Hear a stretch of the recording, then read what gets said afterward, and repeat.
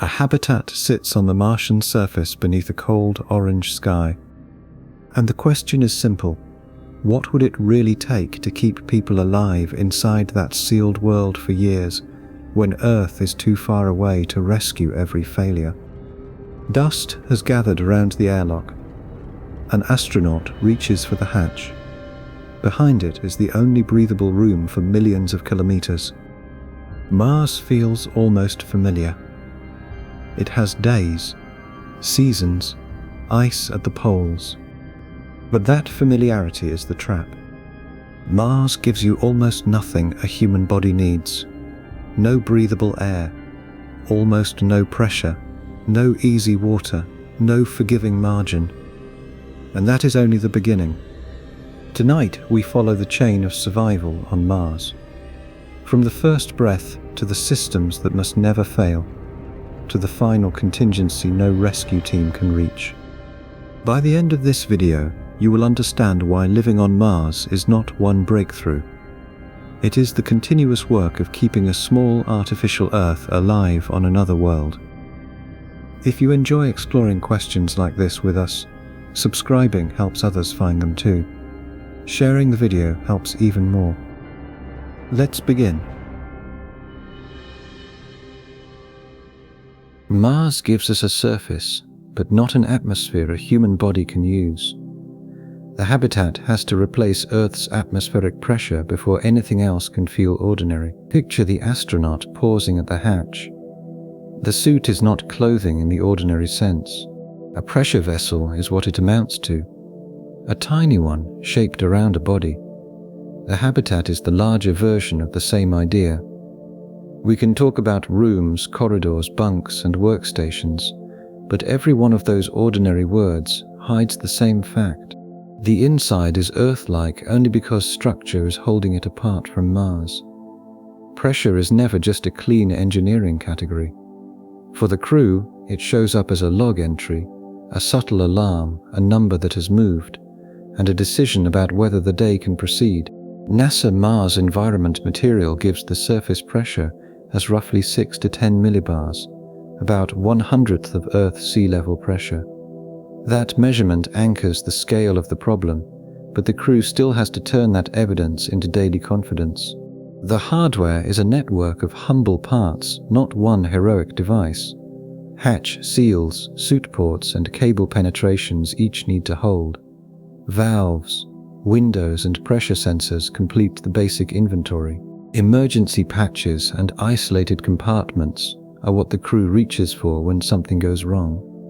Small parts that look forgettable on Earth can become decisive after months of use, cleaning, stress, checks, and repair. Think of a crew member logging a tiny pressure loss after an EVA. The scene does not need drama because it is the ordinary texture of Mars survival. A small abnormality, a tired crew, and a choice about whether it is noise, trend, or danger. Higher pressure helps the body feel familiar. Lower pressure can reduce structural loads, but it changes oxygen margins, fire risk calculations, and the decompression margins every EVA depends on. The numbers pull in different directions, and the solution cannot be judged by principle alone. It has to be judged by what it asks from neighboring systems while it protects the crew. A pressure design that only works at full health is not enough. The wall must remain usable while aging, dusty, and partially suspect.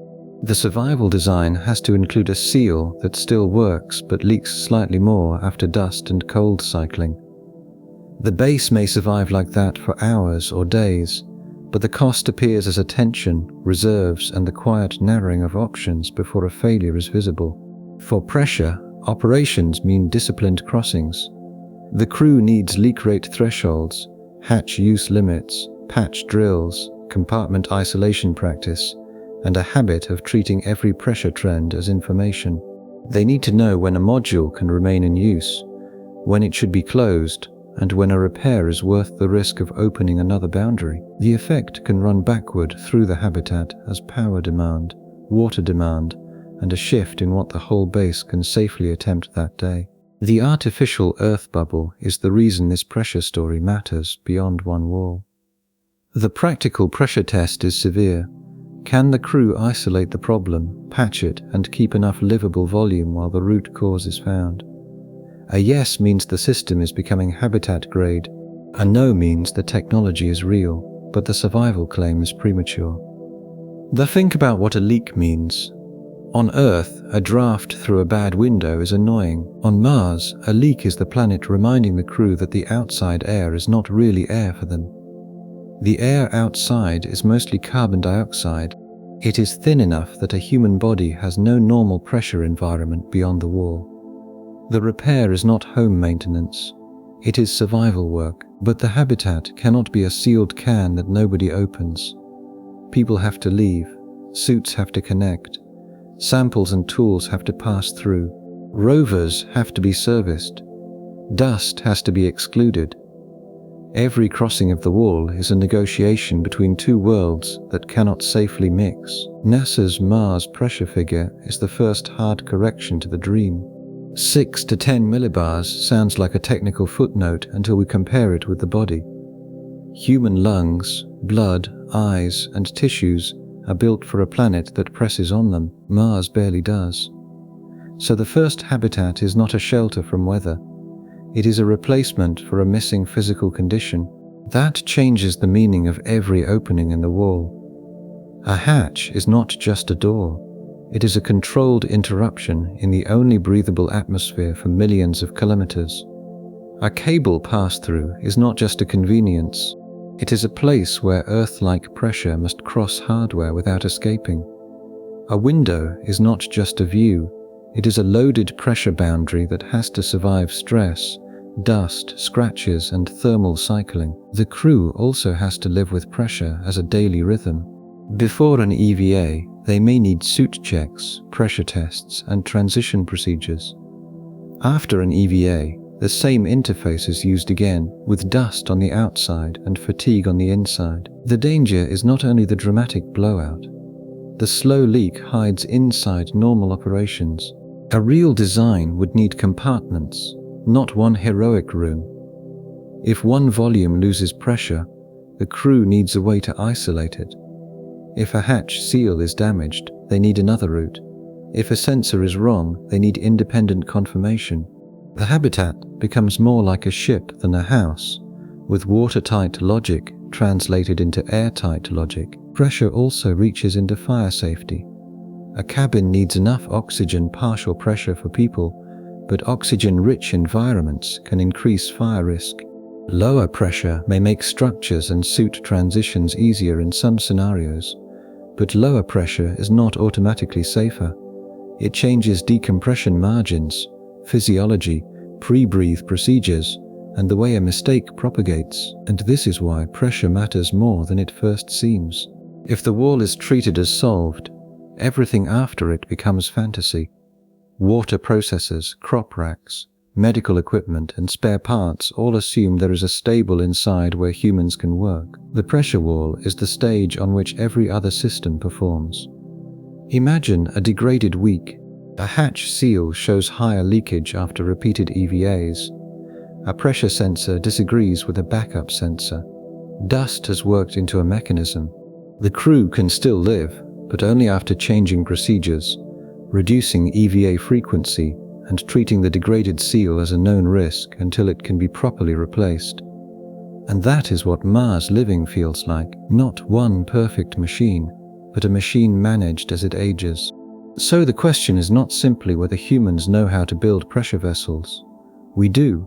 The question is whether a Mars pressure boundary can remain inspectable, repairable, and redundant enough to absorb the wear the planet quietly applies over years. So the first rule of living on Mars is not romantic. In practice, it is mechanical. The wall must hold, the seals must hold, the procedures must hold, and when they do not, the crew needs patches and everything else they cannot afford to improvise. Enough time to respond before a small fault becomes the whole base losing Earth. Here is where the pressure problem becomes subtle. A higher pressure is familiar for bodies, but it asks more of the structure and may complicate fire safety. A lower pressure can make suits and structures easier in some ways, but the oxygen partial pressure still has to support life. and transitions between suit and habitat can become dangerous. The decision is not one number. The risks connect in every direction. We should hold on to that pattern.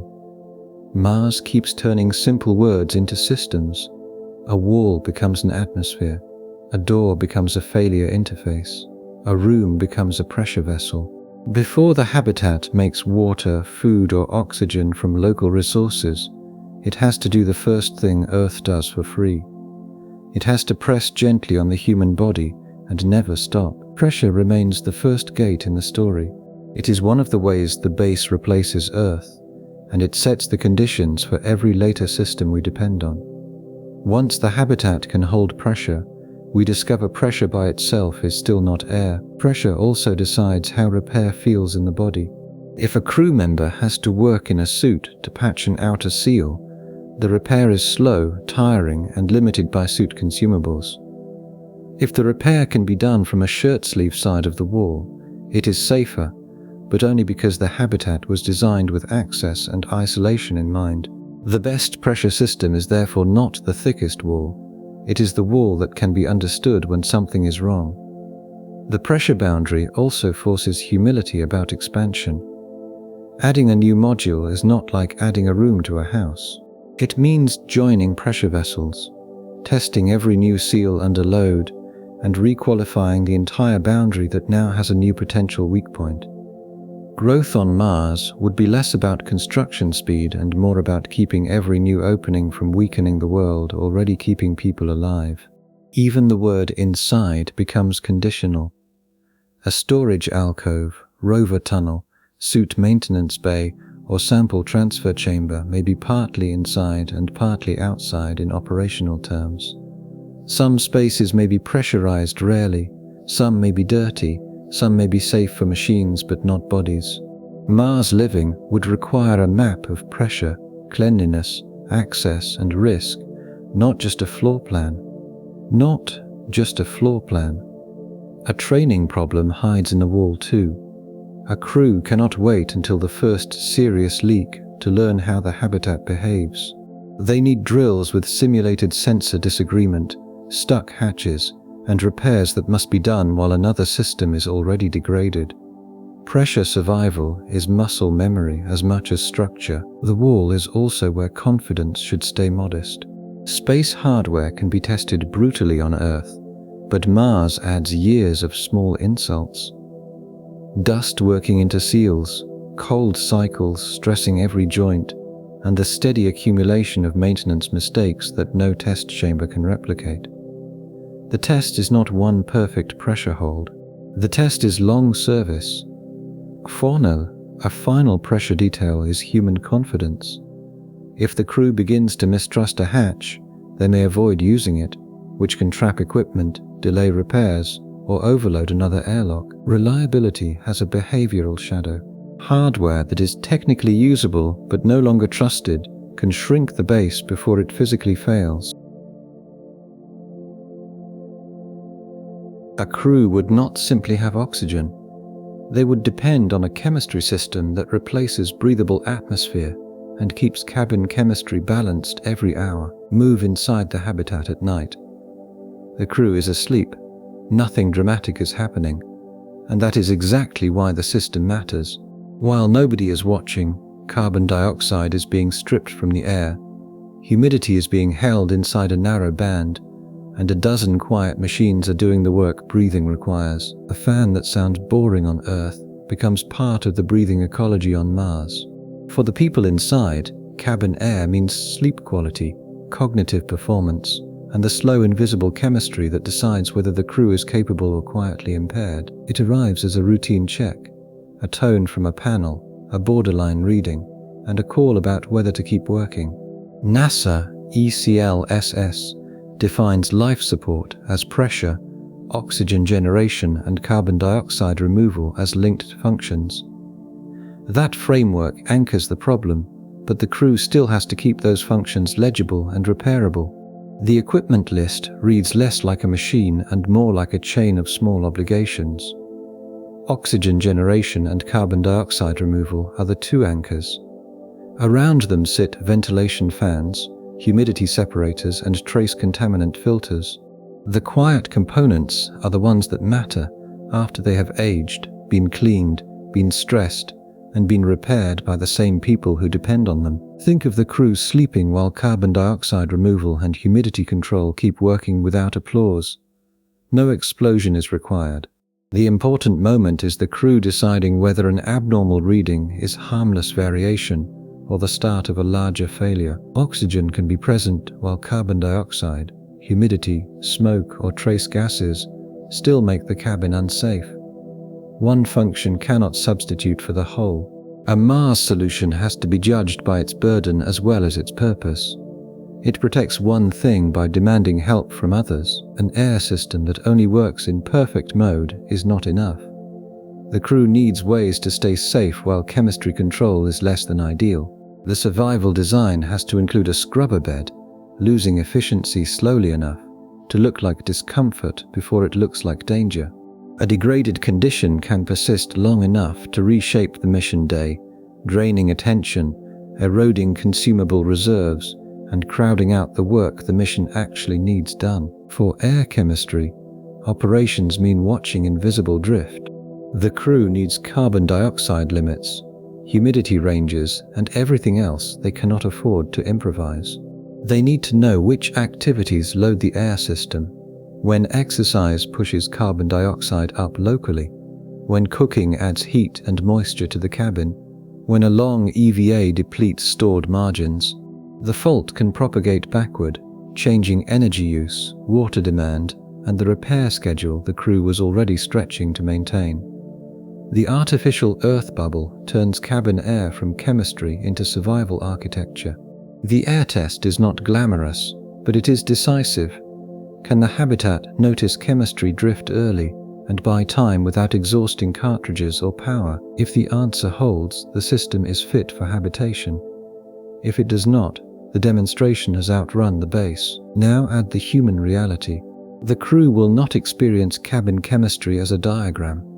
They will experience it as sleep, headaches, and a sensor that disagrees with how the room feels. That gap between numbers and bodies is exactly where Mars makes air harder. Oxygen gets most of the attention because it is the word we know, but breathable air is not just oxygen. Too much carbon dioxide can make people impaired and ill. Too much humidity can damage equipment and feed microbial growth. Trace contaminants can build up from plastics, cleaning agents, and the ordinary chemistry of people living in a sealed space. Fire detection and suppression have to work in the same closed cabin where oxygen is carefully managed. The International Space Station gives us the best real operating evidence. NASA's ECLSS pages describe water recovery, air revitalization, and oxygen generation as linked systems. That matters. It tells us this is not science fiction. Humans have already lived for long periods inside managed artificial environments beyond Earth. The air system is easy to underestimate because the room may feel normal when it is working. The crew hears fans, they see displays, they breathe without drama. But the normal feeling is manufactured. Oxygen generation, carbon dioxide removal, and humidity control are all running simultaneously to produce that normal feeling. NASA's ECLSS description is useful because it refuses the simple word oxygen. It ties breathing to pressure, ventilation, and the full chain of cabin chemistry. And that is exactly the Mars lesson. A habitat does not have one air problem. It has a cabin chemistry problem, one that shifts as people sleep, accumulate CO2, and slowly push every margin a little closer to its edge. But carbon dioxide is the quiet example. A crew can have oxygen and still be in trouble if carbon dioxide removal degrades. The symptom may not begin as panic. It may begin as headaches, poor concentration, and a general fatigue the crew might not think to blame on the air. On Mars, bad decisions are not separate from life support. Tired people repair the machines that keep tired people alive. And humidity is another hidden loop. Human breath, sweat, and everything connected to them. Too much humidity can make the cabin uncomfortable, but the larger issue is microbial growth, corrosion, condensation in the wrong places, and stress on filters and processors. Too little humidity creates its own problems for bodies and materials. The habitat has to hold a narrow band, not a slogan. Then trace contaminants make the room feel even less like ordinary air.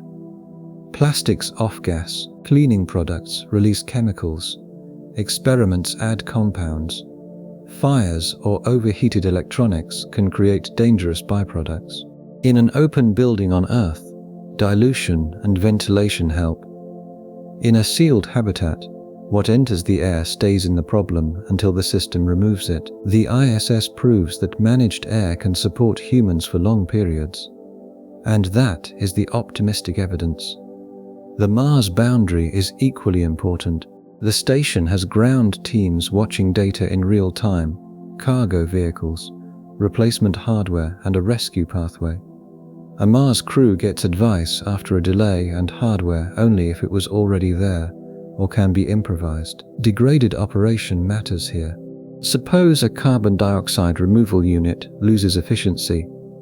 The crew might reduce exertion, sleep in a lower concentration module, and cut planned physical work to reduce the load on the scrubber. All of those actions buy time. None of them is the same as the system being healthy. And that is the adult version of breathable air on Mars. The question is not whether a tank contains oxygen. The question is whether a maintainable artificial atmosphere can detect its own drift, clean itself, recover from component failure, and remain safe while every other system is also competing for power, water, crew time, and spare parts. But we have to keep the analogy honest. The ISS is close enough for regular cargo vehicles, constant ground support, and emergency return planning. A Mars habitat does not have that comfort. If a carbon dioxide removal bed degrades, if a valve sticks, if a sensor drifts, if microbial contamination appears in a line, the crew cannot assume a replacement arrives next week, and that changes the meaning of reliability. It is not enough for the air machine to work when new. It has to be maintainable when dusty, old, repaired, power limited, and operated by tired people who also have to grow food, manage medical issues, and fix everything else. We are not asking whether the machine can make air once, we are asking whether it can keep air trustworthy. So the cabin atmosphere becomes a living argument against simple optimism. We can point to real systems and say, yes, this part is grounded in experience. Then we have to add the Mars condition. Far away, with no next day delivery and no ground team that can walk over. The crew would not breathe because oxygen exists. They would breathe because a whole chain of equipment keeps chemistry inside a narrow human range. Cabin air cannot be treated as a sidebar. It is the shared medium through which the whole artificial world touches the crew. The air system points straight into the water system because on spacecraft oxygen often begins as water. Air quality is also a social problem. If exercise raises carbon dioxide locally, if one module has poor circulation, if a repair releases fumes, or if sleeping areas become stale, the crew will feel the air system before they can see it. Irritability, headache, poor concentration, and bad sleep can all feed back into maintenance quality. The atmosphere is therefore part of crew performance, not merely chemistry. Fire deserves special attention because it is different inside a sealed artificial world. Fire consumes oxygen, creates smoke and toxic products, damages equipment, and may force rapid isolation of a module. Fire suppression has to work without making the cabin unlivable in another way. Every material choice, wire route, battery enclosure, and oxygen setting becomes part of the air story. The air machine also needs calibration culture. A sensor that reads slightly wrong can make a safe room look unsafe or a dangerous room look acceptable. The crew has to compare instruments, take samples, run checks, and decide when to trust automation. On Mars, measurement is not background. Measurement is how the habitat knows whether it is still Earth-like. The air system also has to protect against overconfidence in automation. A closed cabin can look safe because numbers are green, until a sensor is fouled, a line is blocked, or circulation creates local pockets that the main display does not represent. Crew members need physical understanding, not just screen obedience. They need to know what bad air feels like before it becomes an emergency. Plants, people, and machines all talk to the same atmosphere. A crop module can change humidity and carbon dioxide. A repair can release vapors. Exercise can shift loads. Fire suppression can alter chemistry. Air is the shared medium of the whole base. So every activity becomes an air system activity, whether the schedule says so or not. A final air detail is circulation.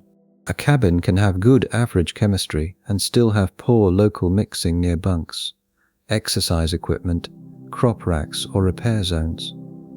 The crew does not breathe averages. They breathe the air around their faces during the hour when their work is hardest. A map of Martian ice is not the same as water coming out of a tap. The habitat has to turn water from a promise into a reliable liquid supply, then recover it again and again. Imagine seeing a map of buried ice near a candidate landing site. It feels like an answer. Water is there. But for a crew, the useful question begins later. The ground may be hard, the ice may be deep or mixed with salts and soil. Extraction needs power. Getting it inside requires more equipment. What breaks when the drill jams or the heater fails? Those are the questions the map cannot answer. Water does not arrive as a topic label. It arrives as a daily water log, a growing concern about reserves, and a judgment call made without earth in the room. Inside the base, it appears as a checklist item, a hesitant alarm, a value near the limit, and a judgment call made without earth in the room. NASA public ECLSS material describes ISS water recovery at about 90% of station water. That figure anchors the possibility, but Mars asks whether recovery can remain trusted without routine resupply. The working system is distributed across many components, not concentrated in one magic box. Urine processing and humidity condensate feed into wastewater tanks. Filters, membranes, and microbial control systems handle the chemistry. Storage bags, pumps, heaters, and clean sampling ports complete the loop. Each item can look mundane when installed and become crucial only after Mars has had time to work on it. Think of a recycling sample that passes one test but triggers concern on another sensor. The ordinary quality is the point. Mars survival will be made of quiet judgments about small deviations before they become large ones. Higher recovery saves launch mass, but it makes processors and membranes more critical. Each percentage point of closure creates a new component the crew depends on. The engineering has to be weighed by its dependencies, not merely by the fact that a device can be named. A water loop that only works at full recovery is not enough. Reserves and reduced modes must be part of the design. The survival design has to include a membrane fouling, while local extraction is delayed by frozen ground or a jammed drill. Imperfect operation may be tolerable, but it spends margin in the form of time, supplies, crew focus, and trust. For water, operations mean protecting cleanliness before scarcity appears. The crew needs sampling schedules, microbial thresholds, and everything else they cannot afford to improvise. Decisions about which uses of water can be reduced first. They need to know how to preserve drinking supply without quietly breaking oxygen, cooling, food, or hygiene. One weak function can reshape the rest of the habitat by altering power demand, water supply, and the daily workload the crew can realistically sustain. The artificial earth bubble makes water a shared dependency rather than a standalone supply. The water test becomes unavoidable. Can the crew shift to reserves, protect oxygen production, and restore clean water before rationing becomes medical? If the crew can answer yes, the function belongs in a habitat. If not, it remains a promising part rather than a livable system. 1. Now start with the water already inside the habitat. Breath adds humidity. Bodies produce wastewater. Urine becomes feedstock, wash water, lab water, cooling loops, and plant modules all connect. NASA says the ISS recovers about 90% of station water, which is impressive. It also shows the limit: 10% loss becomes heavy when resupply is far away, and the mission lasts years. But higher closure is not free. The more water we recycle, the more we depend on pumps, membranes, and the continuous energy it takes to keep them working. A water loop can save launch mass and create a new category of failure at the same time. And that is the Mars pattern again. Each solution becomes a thing the crew must keep alive. Water is the loop that makes the habitat feel most like a small planet. It moves through bodies, machines, and every system that touches chemistry, temperature, or human biology. It may appear in a cup, but before that cup exists, water has passed through decisions about how much to import, how much to recover, how much to hold back for emergencies, and how much risk to accept in the recycling system. The ISS recovery number is impressive and still not enough to end the discussion. Around 90% recovery means the system is doing something extraordinary. It also means the remaining loss has to come from somewhere. On a station, resupply changes the equation. On Mars, every persistent loss becomes a launch mass problem, an extraction problem, or a rationing problem. And the internal loop is not clean poetry. It includes urine processing, humidity condensate, and every source of moisture the habitat can claw back from the air. The crew has to trust the water not only because a gauge says it is clean, but because the system has been maintained, calibrated, and protected from contamination. Trust is engineered one valve and sample at a time. Then Mars adds the local source problem. Ice can be valuable and still inconvenient. It may be buried under hard ground. It may be mixed with salts and soil.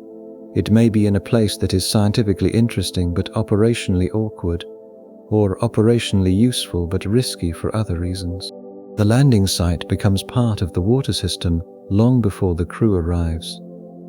Here, extraction is a chain of physical steps, each of which requires hardware and power. The deposit has to be located and physically reached, which means knowing before the mission where the ice actually sits and designing the landing site around that knowledge. The material has to be broken up or heated to release moisture without losing it to the thin Martian air. The water has to be captured, cleaned of the salts and perchlorates that Mars mixes in, and moved to pressurized storage before it escapes or freezes. Then it has to stay liquid in a world that would prefer to freeze it solid. Every step is hardware. Every piece of hardware has a power demand, a maintenance schedule, and a failure mode that the crew on the far side of a 20-minute radio delay has to diagnose and fix alone. Water also shows why local resources can make a base both stronger and more fragile. If extraction works, the habitat gains independence from Earth. If the architecture depends on extraction and the plant fails, the local resource becomes a missing supply. Independence created a new dependency.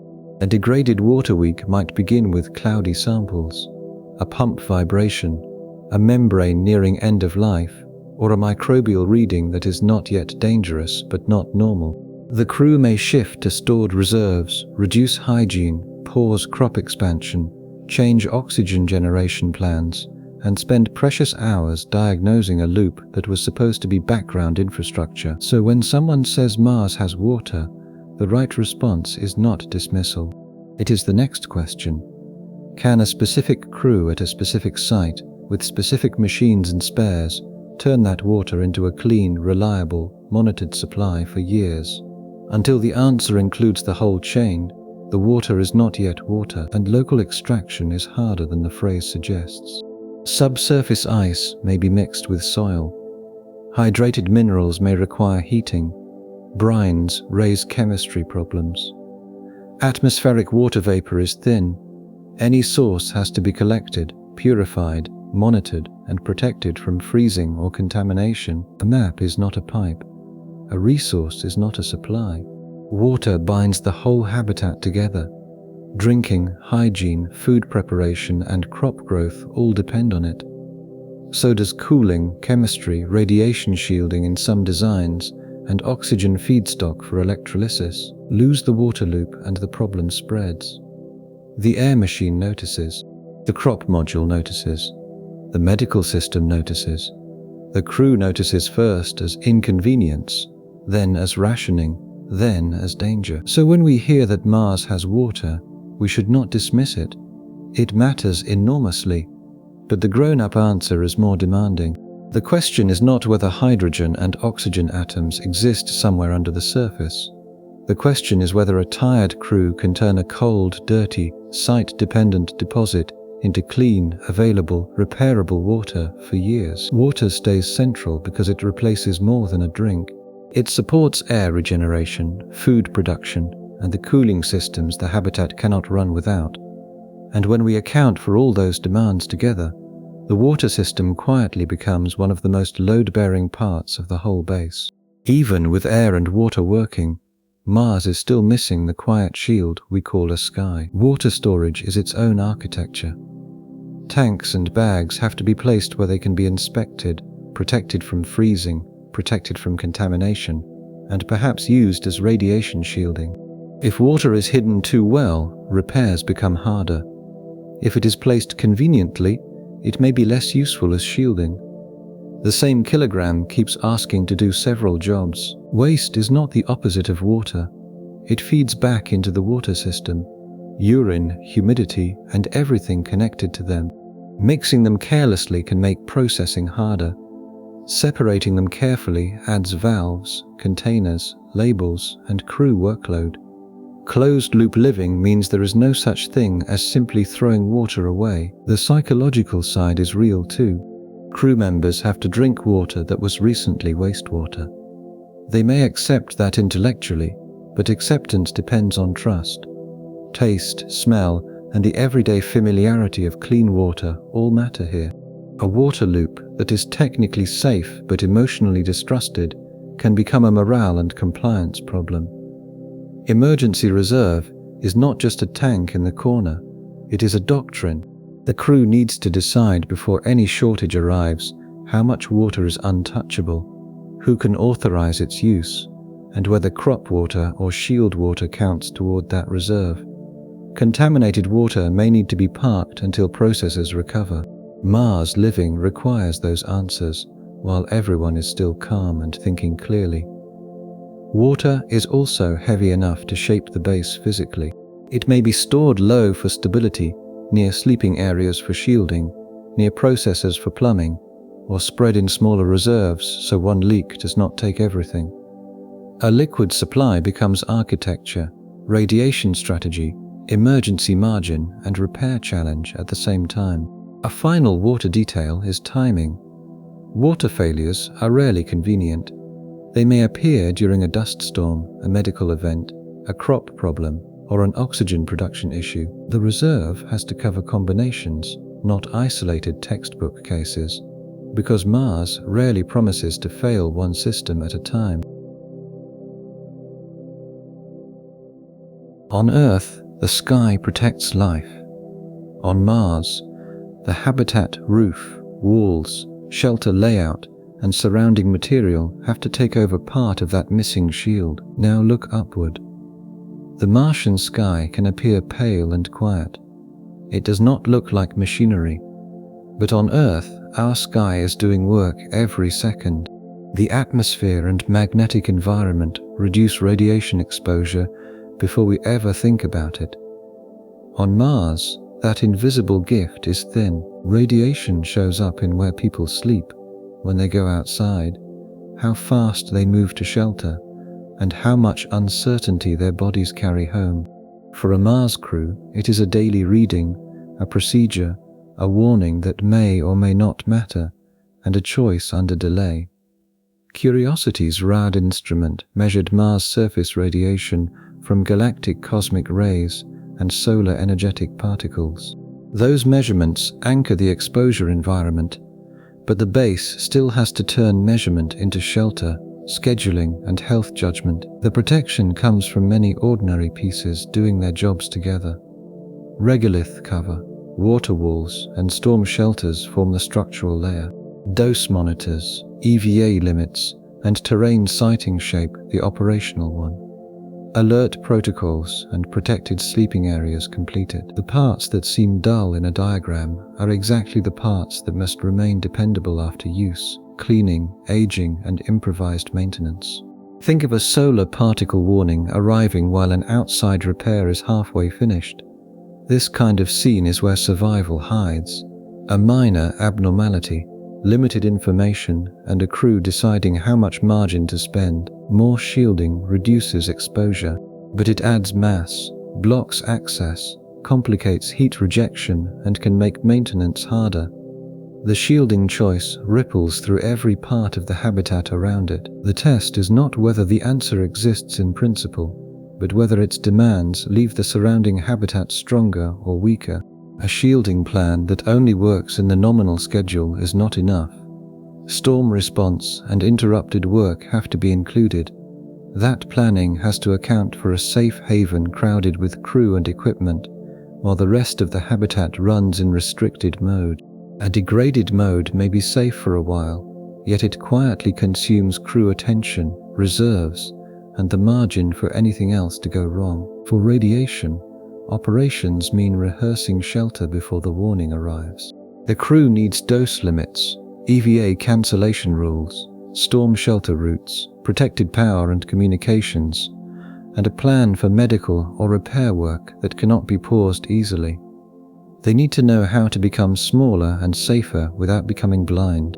The problem can echo through power demands, water reserves, and medical planning all at once. The artificial Earth bubble is why radiation belongs beside power, layout, and medicine. The shelter test has to be asked plainly. Can the base protect people during the event without losing the systems that need attention outside the shelter? A yes makes the design credible for living. A no keeps it in the category of useful but unfinished technology. Curiosity's RAD instrument gave scientists direct measurements on the surface. NASA reports early absorbed dose dominated by galactic cosmic rays at about 210 micrograys per day, with solar energetic particles as a major uncertainty. For a viewer, the exact unit matters less than the lesson. The surface is not protected like Earth, but radiation is not one simple monster. Galactic cosmic rays are a chronic background, energetic and hard to stop completely. Solar particle events are more episodic. A large event can turn warning time, procedures, and storm shelter design into life support questions. A habitat needs not only walls, but a plan for when the sun misbehaves. Radiation is difficult for storytelling because it does not always announce itself. Dust has texture, pressure has hatches, water has pipes. Radiation can pass through a quiet afternoon. And that is why the missing sky is so easy to ignore in drawings of Mars bases. The base looks still, the exposure continues. Curiosity's RAD instrument gives the story a concrete measurement. The exact dose units are not the hook.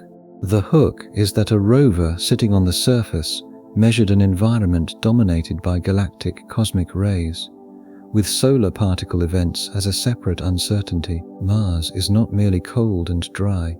It is less shielded than the world our bodies evolved under. Galactic cosmic rays are the hard background. They are energetic, persistent, and not easily blocked by simply adding a thin wall. Solar particle events are different. They may be episodic, but they demand readiness. A crew needs forecasting, alarms, rehearsed movement, a protected shelter, and a way to continue critical operations while sheltered, so shielding becomes a layout problem. The sleeping quarters need to be behind the best protection. The water storage should face the highest exposure wall. The storm shelter has to be reachable by an injured crew member, and life support has to keep running once the crew is inside it. If the safest place in the habitat is too small, too hot, or too dependent on one power line, it is not enough. Regolith shielding sounds straightforward until operations arrive. Covering a habitat means moving mass, avoiding damage to structures not designed for burial, and sealing against the dust the work itself creates. Burying the base may reduce dose, but it can complicate maintenance access and emergency escape. Water can shield too, but water is already needed for drinking, cooling, and crop irrigation. Put it in the walls and it helps the radiation problem. Need it elsewhere and the shielding layout changes. Mars turns one asset into several competing promises. A degraded radiation scenario might not be visible. A solar alert arrives after a delay or with uncertainty. The crew postpones an EVA, moves to the safe haven, powers down non-essential equipment, monitors dose, and waits while other systems run in a restricted mode. If a repair outside is also urgent, the decision becomes uncomfortable. Exposure is no longer abstract. It competes with oxygen, power, and repair. Here is why the roof has to be treated as life support. A Mars habitat is not only holding air in, it is keeping part of the universe out. The missing sky forces architecture, scheduling, health monitoring, and emergency doctrine into the same survival machine. Shielding sounds straightforward until mass enters the room. Thicker walls help, but every kilogram has to be launched. And launch mass is the pressure point where all the competing priorities collide. Regolith cover can help, water can help, terrain can help, a buried or bermed habitat can make sense. But none of these removes the problem. They turn radiation into architecture, operations, and dose management. And the health claims need care. We can talk about cancer risk and other uncertainties. We can talk about nervous system and cardiovascular concerns as areas of research. We should not pretend every long-term outcome is precisely known for every Mars mission design we might build. The honest version is more interesting. We know enough to know shielding matters. We do not know enough to treat it as a closed case, so the roof is not just a roof. The layout is not just convenience. Where the crew sleeps, where water is stored, where a storm shelter sits, how often people go outside, and how fast they can reach protection all become part of the artificial Earth bubble. Mars has a sky. It just does not do Earth's job. Here is why shielding belongs in the life support chain. The roof and layout replace part of the missing sky, but shielding cannot seal the crew away from the planet completely, because work outside brings Mars back to the door, and radiation also affects where time is spent. A habitat might place sleeping quarters behind water storage, locate the galley near better shielding, or put workstations in areas where crew spend fewer hours. Dose is not just a surface number, it is a schedule. The base has to manage where bodies are during ordinary life. EVA planning becomes dose planning too. A repair that would be easy in a shirt-sleeve workshop may become costly outside because the crew spends time under the open Martian sky. If a solar event risk rises, the base may delay geology work and cut EVA time across the board. The sky shapes the calendar. Shielding can create false confidence if it is treated as static. Regolith may settle, water may be moved, a module may be reconfigured, a shelter may fill with equipment, a safe route may become blocked during repair.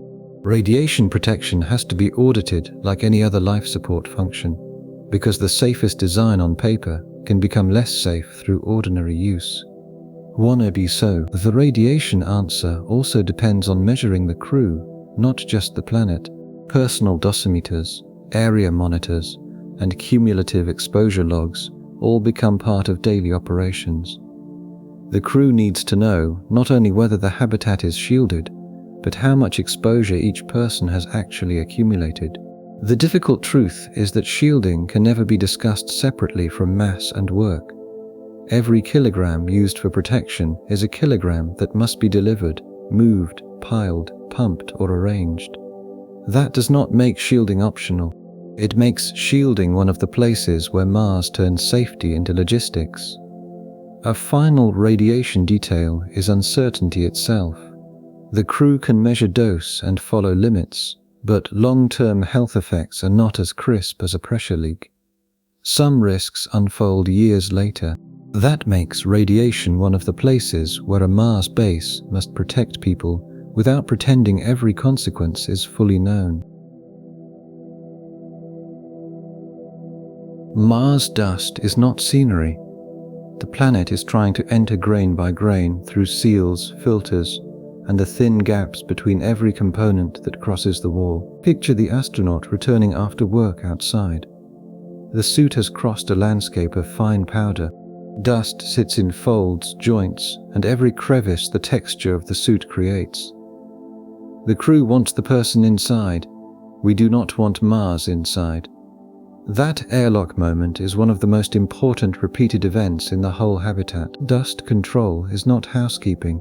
It is the daily discipline of deciding what may cross from Mars into the one clean volume that keeps lungs, seals, filters, and food safe. The crew meets it as procedure, sensor data, and a daily decision about where clean stops and acceptable risk begins. Mars landers and rovers have detected perchloratase in Martian material, and human exploration studies treat dust as a health and maintenance issue. The perchloratate and dust evidence anchors the hazard, but operations decide whether the hazard stays outside the living system. The practical machinery is spread across interfaces, consumables, sensors, and access points. Suit ports and dust locks form the first barrier. Brushes, electrostatic mitigation equipment, and sacrificial seals handle the next layer. Replaceable filters, sample containers, and worn-out cleaning tools all follow. What looks like background hardware at launch can become mission-shaping hardware after dust, wear, cleaning, and repairs accumulate. Think of an astronaut standing in a dust lock while the suit is cleaned before it can approach the cabin. The scene is important because it is not spectacular. Mars will often test the crew through ambiguity rather than obvious catastrophe. Outside work is necessary. Every outside operation increases the chance that Mars enters the machine. A solution has to be judged by the whole price it charges the habitat, not only by the danger it reduces. A dust system that only works when crews are fresh is not enough. It has to survive repetition and fatigue.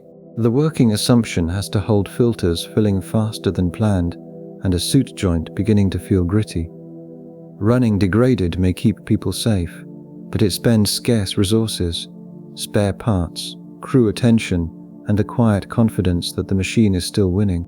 For dust, operations mean treating cleanliness as life support.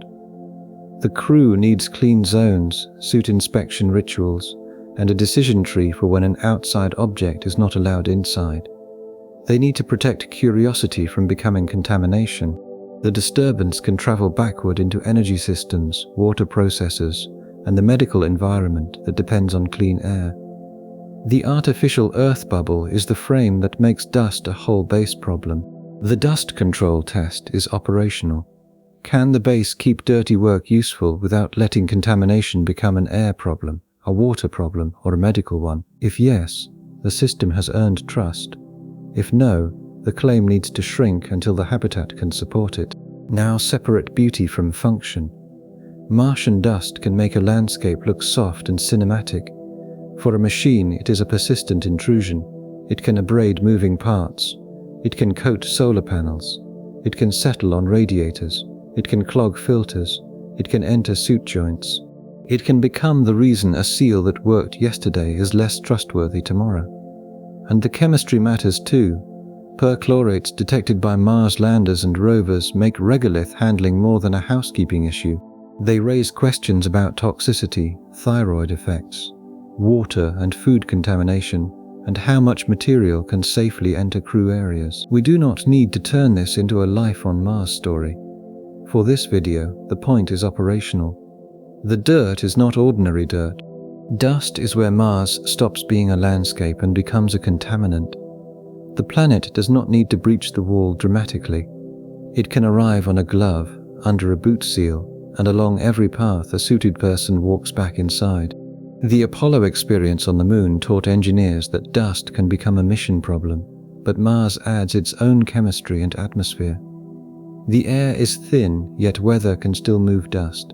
The grains are fine, they can cling, abrade, and migrate. A small amount in the wrong place can make a clean mechanism less clean every day. Here, perchlorates make the story sharper without turning it into astrobiology. Landers and rovers have detected these salts in Martian material. For a human habitat, that means regolith handling touches toxicology, skin contact protocols, and every surface the crew works near. The soil is not a bag of potting mix waiting outside, so the airlock becomes a contamination control machine. Its job is not only pressure transition, it has to separate dirty outside work from clean inside living.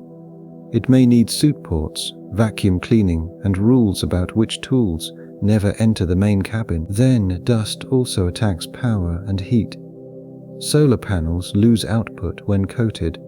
Radiators lose performance when fouled. Bearings, joints, and everything connected to them. The dust problem therefore walks directly into power, repair, and medicine, and crew time is the hidden cost. If every excursion creates inspection, cleaning, and a decontamination sequence, the base may be physically on Mars, but much of the crew's day can be spent preventing Mars from getting inside. A degraded dust week could look boring from outside. More frequent filter changes, a suit joint that feels gritty, a solar array producing less than expected, a pressure seal that needs cleaning before each cycle, a crop module isolated after a regolith handling experiment. Nothing explodes, everything becomes harder, and that is why dust belongs near the center of the story. It is the planet crossing boundaries. It touches bodies, machines, and the food growing inside. A Mars habitat cannot simply be sealed against the air. It has to be disciplined against the ground, so the architecture changes. Suit ports can keep suits outside. Dust locks can create intermediate zones. Filters become consumables. Cleaning systems become maintenance hardware. Sacrificial seals, replaceable brushes, covers, and protocols become part of survival. The base is not only resisting vacuum and cold, it is resisting small particles that arrive every time humans touch the planet. But dust also affects psychology and workload. If every outdoor task creates cleaning, inspection, and contamination control, then exploration time becomes maintenance time. A crew can lose hours to the simple act of keeping the inside clean enough to remain safe. On Earth, we track dirt into a hallway. On Mars, tracked material can threaten air quality and the lungs that depend on it, and that is why dust is not a side problem. It connects the outer planet to the inner machine. The pressure wall, air filters, and the crop room are all connected to it. Mars does not need to attack dramatically. It can enter slowly through seams and the microscopic gaps between material layers. Dust control becomes part of survival architecture. Mars tries to cross every boundary the crew opens. Dust also threatens the system that quietly keeps every other system alive. Power and dust control also changes science. Samples collected outside may be valuable, but the act of bringing them near the habitat creates contamination pathways in both directions.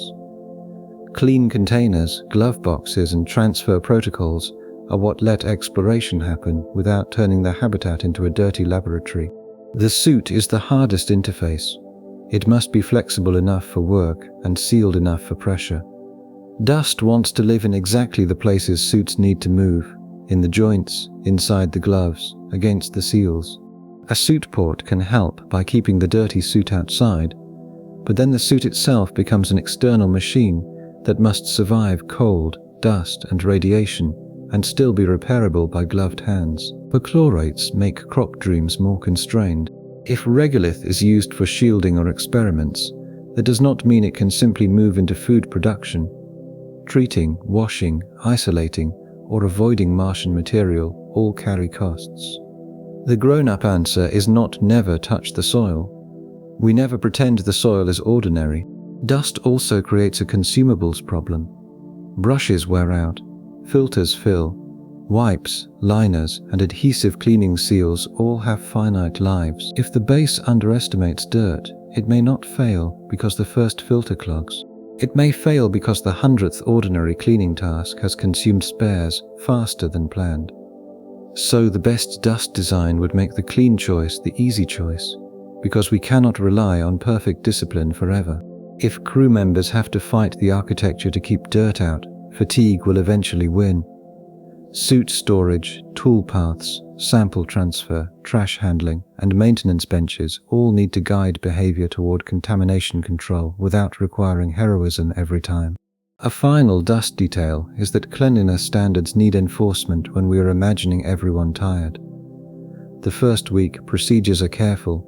The harder test is month 18 after hundreds of EVA entries, suit cleanings, and filter changes without pause. Dust control has to survive habit, because we are designing for tired people, not perfect ones. On Mars, a power failure is not darkness. It is the beginning of Earth's functions shutting down, because the habitat has to provide its own continuous energy and thermal stability. Imagine the habitat during the cold part of the night. No one is watching the power bus with excitement, but we should. Everything depends on it. Fans turn because electricity flows. Carbon dioxide removal works because electricity flows. Heaters, pumps, and suit chargers all become parts of one electrical bloodstream. Power and heat are not background utilities. They are the heartbeat of every pump, fan, and piece of chemistry equipment that keeps the air livable. From inside, we would feel it as a schedule change, a cautious reading, and an alarm review. Then comes the decision, made by people who cannot wait for instant rescue. NASA Mars architecture work treats surface power as a major trade, especially under dust, night, storage, and continuity constraints. The architecture evidence anchors the trade, but the crew lives with the consequences when the energy budget tightens.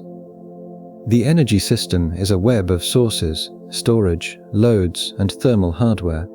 Solar arrays, batteries, and power buses form the foundation. Around them sit fission options, heaters, radiators, and thermal loops. Inverters, crop lights, and backup charging systems complete the picture. The unglamorous components have to survive not one test, but repeated use by a crew living with dust, cold, fatigue, and limited replacements. Think of the habitat running through a dim storm week, with crop lights reduced and batteries watched carefully. Nothing theatrical is needed. A small deviation, noticed early or late, can decide how safe the next day becomes. Solar systems are clean and scalable but weather exposed. Fission can provide continuity but brings deployment, safety, heat rejection, and maintenance burdens. Neither option removes the problem. They change its shape.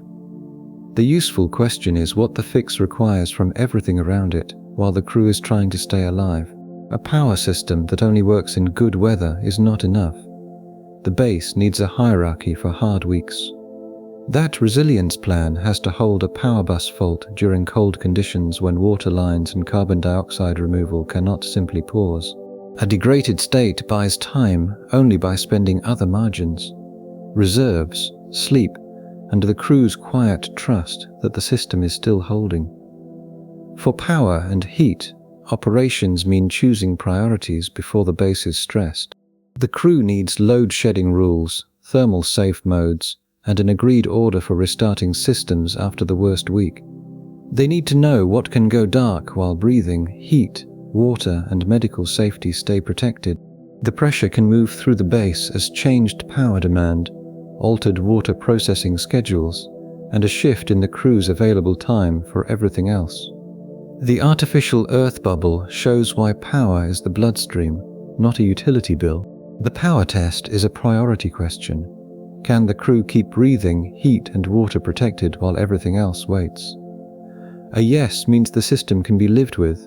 A no means it may work technically while failing the Mars-based test. So a power failure is never just a blackout. It starts a timer. The cabin may cool. Water may freeze in the wrong place. Carbon dioxide may rise. Batteries may fall below reserve. Communication may become limited. Now solar power is attractive because sunlight arrives at Mars every day. But Mars is farther from the sun than Earth. The system has to handle night, seasonal variation, and dust storms that can last for months. The serious dust storm risk is not the one we often imagine, wind smashing the base like an Earth hurricane. The air is too thin for that comparison. The serious risk is energy, visibility, operations, and dust accumulation, and power is the system that makes every other promise honest. A pressure sensor without power is only hardware. A carbon dioxide scrubber without power is a box. A water processor without power is plumbing with a deadline. The sealed world inside is electrical before it is comfortable. Solar power is real, familiar, and can be spread over arrays. But the Martian setting changes its reliability. Mars is farther from the sun. Nights are long enough to require storage. Dust settles. Seasons change. Storms can dim the sky. Panels need cleaning, and cleaning is another dusty outdoor operation. Dust storms are often exaggerated in the wrong way. The thin air means they are not Earth hurricanes hammering the base with ocean storm force. The quieter danger is worse for life support. Reduced sunlight cutting power, dust accumulating on panels, and the slow psychological strain of watching reserves fall while the sky stays dim. But fission power is attractive because life support wants continuity. A steady nuclear source can reduce dependence on weather and daylight, but it introduces its own machinery, a deployment system, heat rejection hardware, and all the radiation shielding and safety architecture that nuclear work requires on a planet with no nuclear engineers nearby. On Mars, there are no simple sources of power, only trade-offs with different failure shapes remain, and we have to choose which failure shape the crew can survive. Then, thermal control rides on the same backbone. The habitat has to stay warm enough for people, water lines, and electronics, and cold enough to reject the heat that equipment generates. It also has to reject heat from equipment and power systems. Cold can break the habitat slowly by freezing a line, stiffening a seal, lowering battery performance, or pushing a repair into a narrower time window. The crew needs an energy budget that includes emergencies, not just nominal operations. During a dust-darkened week, crops may be dimmed and oxygen generation may need to run in conservation mode. The base survives by knowing in advance what can degrade without becoming lethal, and by having already decided the order. A power failure also changes human behavior. People move less. They conserve heat. They delay work. They sleep differently. They may stop experiments, close modules, shut down plant racks, or gather near a protected core. The habitat shrinks around the remaining energy. The question is not whether Mars can have power. The question is whether a Mars base can lose part of its power and remain a livable machine. Fission power appears in studies because continuous power is valuable when life support cannot simply pause. But nuclear systems are not magic boxes. They need deployment plans, thermal management, and shielding from the reactor's own radiation output. They change the problem rather than erase it. Heat is tied to power too. Mars is cold. Equipment has operating ranges. Batteries dislike extremes. Water lines need protection. Radiators and thermal loops can be fouled by dust. A habitat has to reject waste heat in some moments and preserve warmth in others. Thermal management is not comfort. It is hardware survival, so power becomes the link behind nearly every earlier system. Pressure sensors need it. Air cleaning needs it. Water recycling needs it. Radiation shelters need communication and monitoring. Dust mitigation needs motors and filters. Food modules need lights. Medical care needs equipment. The question is not whether the base has electricity. The question is how much reserve, redundancy, repairability, and margin the artificial Earth can carry. Power sits behind breathing, heat, and the machines that produce water and oxygen. It is the quiet enabler of the whole base. Once power can keep the bubble warm and breathing, the next question is whether life itself can be grown inside it. Energy storage is where optimism often gets tested. Batteries, fuel cells, and thermal storage options all carry trade-offs. Storage is not just capacity.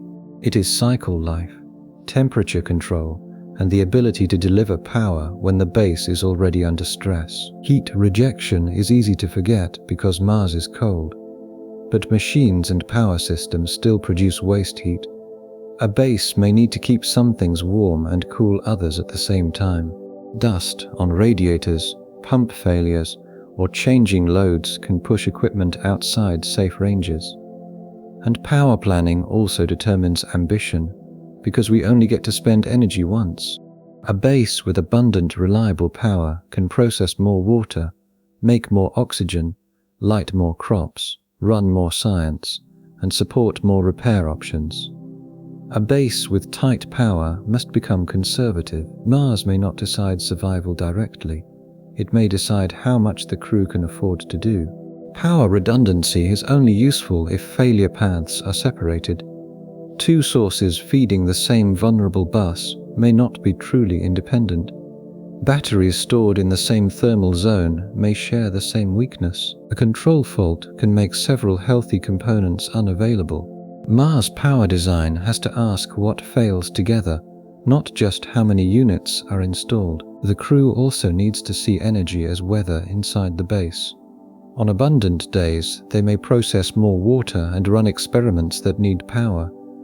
On tight days, the habitat becomes conservative. The calendar changes around the power budget. Living on Mars means planning ambition around the electrical forecast. A final power detail is restart, and we should not treat it as automatic. Shutting a system down is easier than bringing a complex habitat back into balance. Loads have order. Pumps need priming. Electronics need checks. Thermal loops need stabilization. A good emergency plan includes the road back to normal, not only the retreat into safe mode.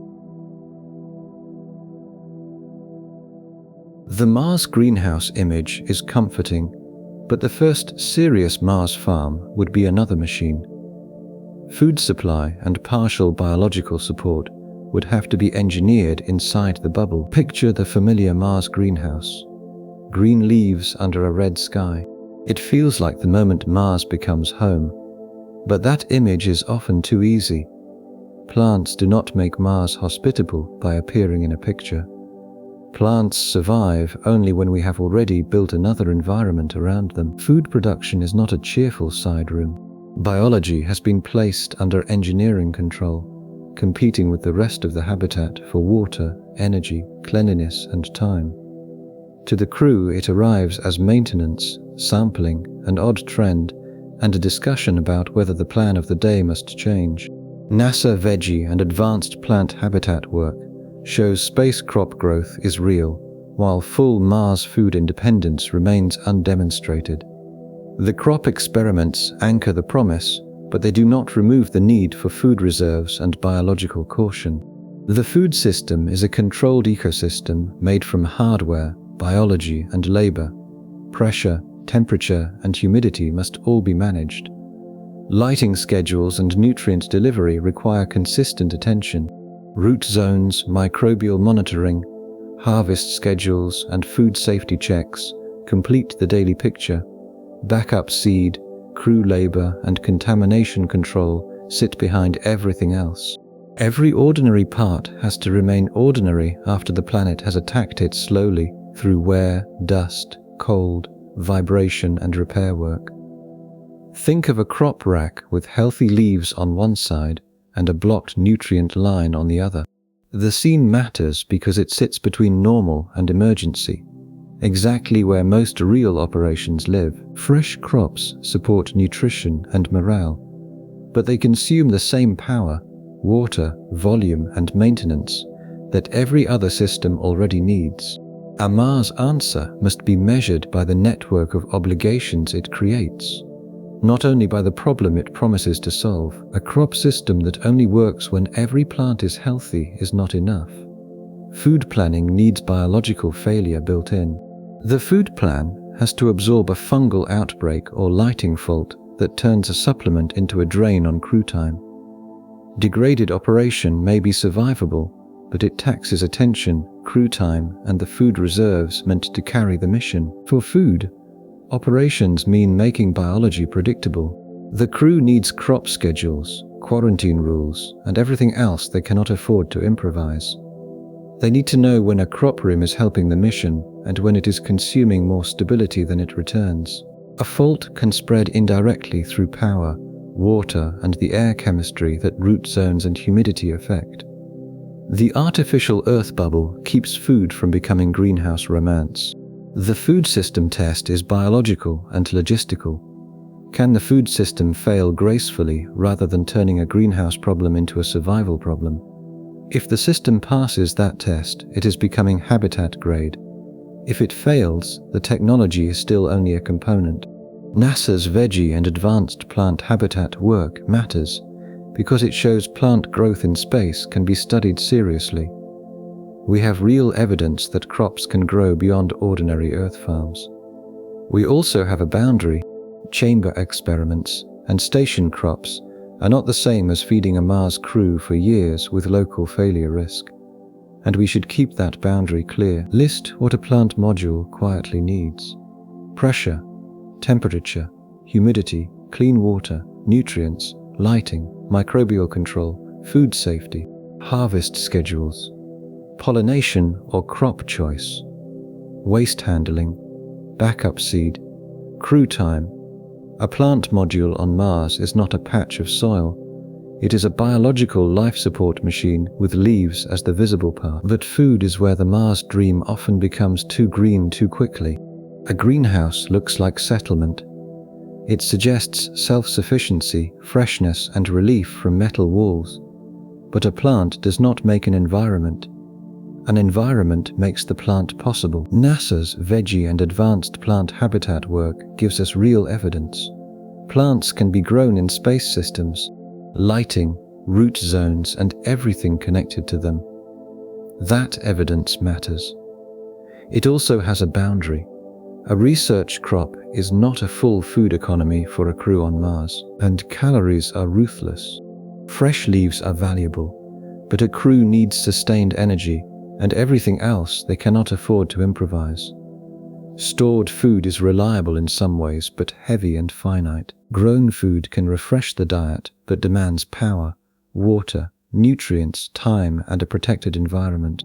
Neither option is free. A Mars plant module would probably look more like controlled life support than a romantic farm. Pressure would be managed, humidity would be controlled, LEDs or other lighting would be scheduled, water would be measured, nutrients would be mixed, microbes would be monitored, pollination might need help, waste streams would be considered feedstock only after safety questions are answered. Here regolith makes the popular image dangerous. Martian soil is not simply soil in the agricultural sense. Perchlorotates, grain texture, and planetary protection constraints make open planting a misleading shortcut. The serious path is controlled media, hydroponics, aeroponics, or carefully treated materials, and plants also interact with the air system. They consume carbon dioxide and release oxygen, but not in the simple way a cartoon suggests. The rates vary by species, lighting schedule, and the CO2 levels the crew is already trying to manage. A crop room can support life support. It cannot casually replace engineered air control without becoming another fragile dependency. A crop failure is different depending on the architecture. If plants are a supplement, failure hurts morale and nutrition. If plants supply meaningful calories, failure becomes a mission risk. A pump leak, fungal outbreak, lighting failure, seed problem, or water quality issue can turn green hope into ration planning. The strongest version is neither dismissive nor naive. Food grown on Mars may become important because humans are biological and morale matters. But the first Mars farm would not prove Mars is becoming Earth. It would prove that even life has to be enclosed, powered, filtered, monitored, and repaired. And Martian soil should not be treated like garden soil. Regolith chemistry, perchlorates, and everything connected to them. A serious system may use hydroponics, aeroponics, treated media, or other controlled approaches. The point is not that growing food is impossible. The point is that farming becomes engineering. Food also has layers. Calories are one layer, fresh nutrients are another. Psychological value is another. The smell of plants, the color green, and the act of tending life can matter for crew well-being. But emotional value does not make crop failure safe. If the mission depends on fresh food, then blight and crop failure are not emotional losses. They are supply failures, so leaves can be part of the artificial earth. They may help close loops, support morale, and reduce some imported mass. But they do not mean Mars has become a garden. The habitat is still doing the work. The crop module is not outside the survival machine. It is one of its most delicate rooms. Plants cannot be allowed to become decoration. Local resources can help, but only after another machine turns Mars material into something the habitat can trust. Food storage remains part of the answer even with crops. Dry goods, packaged meals, emergency rations, vitamins, and backup menus give the crop system room to fail. A mission that depends too quickly on fresh production turns a biological uncertainty into a survival deadline. Stored food is boring, and boring is valuable. Microbes make food more complicated. Some microbial life is useful, some is dangerous. A plant room with warm humidity and nutrients is also an environment where unwanted organisms may thrive, whether we invite them or not. Cleaning too aggressively can hurt the system. Cleaning too lightly can risk food safety. Biology does not obey the neat boundaries of engineering diagrams, and crew labor is the hidden fertilizer, because we still need hands inside the system. Someone has to inspect roots, mix nutrients, and harvest on the schedule the system needs. If the crew is short-handed because of illness or repair work, the crop room may suffer exactly when morale and nutrition are under pressure. Nutrition also ages. Stored food can lose quality. Vitamins can degrade. Menu fatigue can lower intake. Fresh crops may help, but only if they arrive reliably and safely. A crew that slowly eats less or eats poorly may not announce a crisis, yet performance can decline. Food is medical support, morale support, and work capacity in edible form. Mars farming is valuable when it strengthens the survival stack. It becomes dangerous when included mainly because it makes the base look like home. If a kilogram of equipment saves less risk than a kilogram of stored food or spare parts, the trade may be wrong. A final food detail is that crop success can create dependence slowly, and we should plan for that before it feels normal. If fresh food becomes normal, stored food planning, crew morale, and menu design may adapt around it. Then a crop failure hurts more than expected. The habitat has to remember that biological abundance on Mars is always conditional. Mars can contribute something, but every local contribution has to be extracted, processed, stored, protected, and folded back into the habitat without pretending it solves the habitat. We come to the most tempting phrase in Mars planning. Use what is there.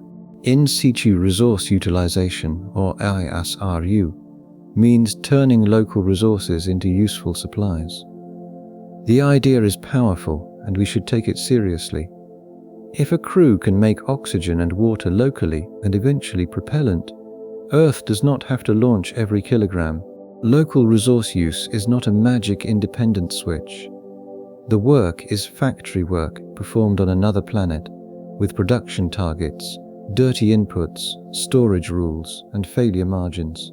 The people living there encounter it as a production target, a cautious display, a maintenance choice, and a question about how much risk to accept. Moxie made oxygen from Martian carbon dioxide on Perseverance, while NASA notes human missions would need a generator about 100 times larger.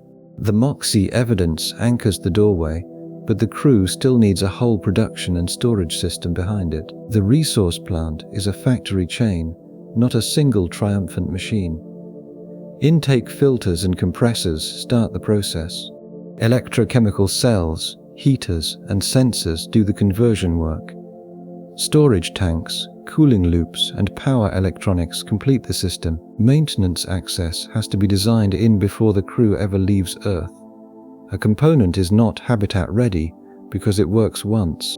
It has to keep working after Mars has made it dirty, warm, cold, tired, and repaired. Think of an oxygen production unit running below target because a dust filter and compressor are both near their limits. The quiet scene is the real one. A machine below target, reserves being checked, and the crew deciding how much confidence remains. Using Mars can reduce what Earth must launch, but it makes the crew dependent on factories that have to work before the supplies exist. The mass saved from one column reappears as operational risk in another. The design has to be evaluated by the dependencies it creates, as much as by the mass it saves. An ISRU plant that only works at rated output is not enough. The mission needs to survive missed targets and slow production. The mission architecture has to hold production falling behind schedule, while reserves and ascent margins enter the same discussion. A degraded period may be manageable, but it consumes power, crew attention, and the reserve margins that protect the rest of the mission. For local resources, operations means separating demonstration from dependence. The crew needs production targets, reserve margins, and everything else they cannot afford to improvise. Clear thresholds for when the plant is useful but not trusted. They need to avoid letting Mars-made supply become a hidden single point of failure. The shortfall can feed backward into power plans, water plans, and the crew's available working time. The artificial Earth bubble keeps ISRU honest. Useful resources still have to enter a system. The ISRU test is architectural. Can the architecture survive if Mars helps less, later, or less reliably than expected? If yes, local resources strengthen the base. If no, they become another brittle promise. MoXIE is the cleanest real example. On Perseverance, a small machine drew in Martian carbon dioxide and produced oxygen. And that is not a fantasy. It happened on Mars. NASA's own description also keeps the scale honest. Human missions would need an oxygen generator about 100 times larger than the test model. And scale is not just size. A human-scale plant has to run for long duty cycles. It has to filter dust. It has to compress or store gases. It has to manage heat. It has to tolerate changing conditions. It has to be maintained by the crew. It needs power. It needs spares. It needs sensors that remain trustworthy. If propellant depends on it, the stakes rise again. ISRU is the part of the story where optimism has the best evidence and the easiest overreach. Making useful material from Mars is not fantasy. MOXIE proved a small but important point on the actual planet. Martian carbon dioxide can be drawn into a machine and split into oxygen, and that is a real door opening. But MOXIE also shows why restraint matters. NASA described it as a test model, and human missions would need oxygen generation at a much larger scale. Larger does not mean the same machine stretched on a drawing. It means more power, more heat management, and a more complex maintenance load. Oxygen has two different meanings. One is breathable oxygen for the crew. The other is oxygen as oxidizer for propellant. Propellant demand can be enormous compared with daily breathing demand. A system designed to fill tanks for ascent has different stakes from one designed to support cabin air. Both are useful, neither is casual, but storage is often skipped. Making oxygen is not the same as having oxygen where and when it is needed. Gas may need compression. Liquid oxygen needs cryogenic handling. Tanks need valves and insulation. Contamination has to be controlled. Leaks matter. Sensors matter. Heat rejection matters. A produced resource is still part of a managed system, and the same caution applies to water, construction feedstock, and other local materials. If Mars can provide a resource, we still have to mine it, process it, and move it before any of it enters the habitat. A pile of regolith outside is not a spare part we can install. A cold deposit underground is not a water tank. An atmosphere of carbon dioxide is not an oxygen reserve until the machine works. ISRU can reduce launch mass, and that is the attraction. But it can also convert imported mass into local operational risk. Instead of carrying every kilogram from Earth, the mission carries machinery and trusts it to make kilograms later. That may be a brilliant trade. It is still a trade. A degraded ISRU scenario is revealing. The oxygen plant works at half rate because a dust filter clogs. A compressor overheats. A storage valve leaks. Power is rationed during a storm, so production shifts behind schedule. None of these makes ISRU useless. They make it a mission-critical factory that needs buffers, redundancy, and repair access. So the right sentence is not that Moxie solved Mars. It is also not that Moxie was trivial. The right sentence is that Moxie demonstrated a fragment of a future survival economy. The fragment is real. The future economy remains an integration problem. Water is RU follows the same pattern. Local water could be enormously valuable, but ice or hydrated material has to be found, extracted, purified, and turned into something the water loop can actually trust. Construction materials sound useful too, but raw regolith is not automatically safe structure. Every local resource becomes useful only after a machine turns it into something reliable. So ISRU creates a trade. Every kilogram not launched from Earth may become machinery, power capacity, maintenance burden, operational risk, and spare parts on Mars. That trade may be worth making. It may be essential for some mission designs, but it is not a shortcut around the bubble. It is more bubble. Moxie deserves respect and restraint. It shows the door is real. Mars can give a machine carbon dioxide, and the machine can make oxygen. But a door is not a city, and it is not a durable life support economy. The proof of principle is the beginning of the grown-up question, not the end. Local resources help only when the rest of the habitat can trust them. ISRU is not outside the bubble. It becomes another loop inside the answer. Even if the machines can use Mars, the habitat still contains the least standardized component, the human body. ISRU also creates pre-mission risk. If a mission depends on making return propellant, the plant may need to work before the crew commits fully. That changes scheduling, storage, verification, and abort logic.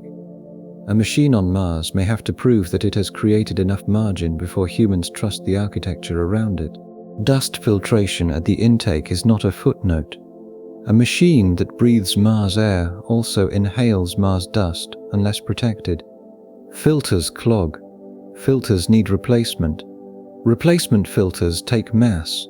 Cleaning filters takes time. A local resource machine can therefore be limited by the very planet it is trying to use. The most honest praise for ISRU is that it makes Mars more usable, not livable. It can provide ingredients, it can reduce imports, it can change mission mass, but every local product still has to enter the pressure wall, the air machine, and the water loop. Every other system that makes the habitat livable. Use as certification is the quiet ISRU problem. A machine may produce oxygen, but the habitat must know whether that oxygen is clean enough, dry enough, stored safely enough, and available at the pressure and rate required. Measurement, purification, and acceptance criteria are not decorative. They are what turn local output into trusted supply. And ISRU also affects crew psychology because it moves survival partly outside the habitat we are trying to protect. If the base depends on a plant exposed to dust, cold, and power limits, the crew is not only maintaining their home, they are maintaining the factory that makes tomorrow's margin. That can be empowering. It can also become a constant pressure point. A final ISRU detail is maintenance access, and we should picture it in gloves, dust, and cold. A local resource plant may be outside. exposed to dust and thermal cycling, and operated by suited crew with limited dexterity. The more a mission depends on local production, the more it must make that factory repairable by suited or partially suited people. On Mars, habitat is also a clinic, pharmacy, and surgical suite. It has to replace hospitals, emergency response, evacuation, and ordinary health support all at once. Imagine a tooth infection. On Earth, it is unpleasant and usually solvable. A dentist, antibiotics, and follow-up care are all available. On Mars, the same problem enters a small sealed system with limited tools, limited drugs, delayed advice, and no ambulance in the ordinary sense. Medical autonomy is what happens when the patient, doctor, mechanic, friend, and mission-critical operator may be the same person. In medical terms, it reaches the crew as a symptom, a performance gap, and a decision made without a specialist in the room. NASA analog and human research work treats crew health, performance, isolation, food risk, and limited rescue as mission constraints. The analog and human research evidence anchors the human risk, but Mars still removes the ordinary medical net. The medical system is a kit of tools, training, supplies, routines, and judgment. Diagnostics, pharmaceuticals, and sterile supplies form the core. Dental tools, exercise hardware, and quarantine procedures extended.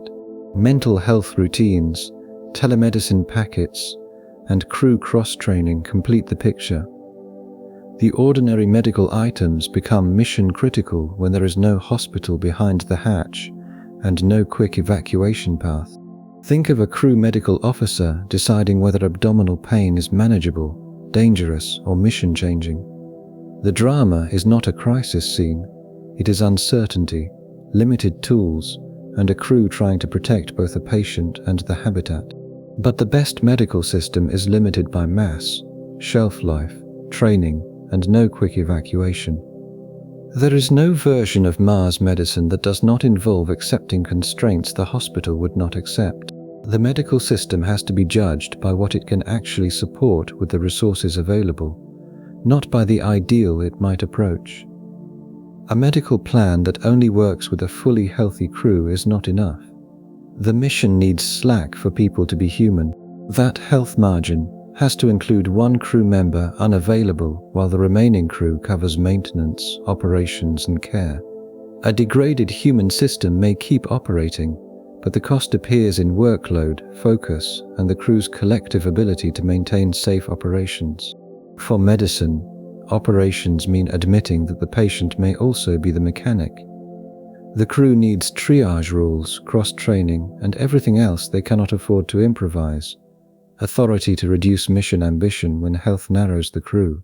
They need to keep the people capable of keeping the machine alive. Health problems can move through the habitat as staffing shortages, power needs, water needs, contamination rules, and delayed repair. The artificial Earth bubble makes human health part of engineering rather than a side concern. The medical test is human. Can the habitat absorb human illness without letting workload, judgment, or life support maintenance collapse? If yes, the base can absorb human fragility. If no, the machine depends on people being unrealistically perfect. Here is the uncomfortable part. On Mars, health margin and engineering margin become the same margin. A tired crew misses checks. A sick crew delays repairs. A stressed crew may make the right decision more slowly. The habitat has to protect bodies partly because those bodies are the maintenance system. And this is why a Mars medical plan cannot live in a separate folder from life support. Pain control, sleep quality, and crew morale all feed back into repair quality. The base survives only if the people inside it remain capable of doing careful work, and let us widen the list carefully.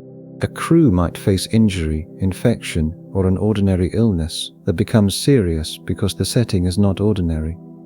None of these needs melodrama. The point is simpler. Earth's medical background has been removed. The habitat, therefore, becomes a clinic. It needs diagnostics, sterile supplies, and trained crew time. But every medical capability has mass, volume, and a slot in the consumables budget that competes with everything else. And medical isolation changes the emotional scale of Mars. Until now, many systems have been machines around the crew. Here, the crew itself becomes the fragile system. The habitat can hold pressure, scrub carbon dioxide, and process water, and still be threatened by a human problem that Earth would normally absorb.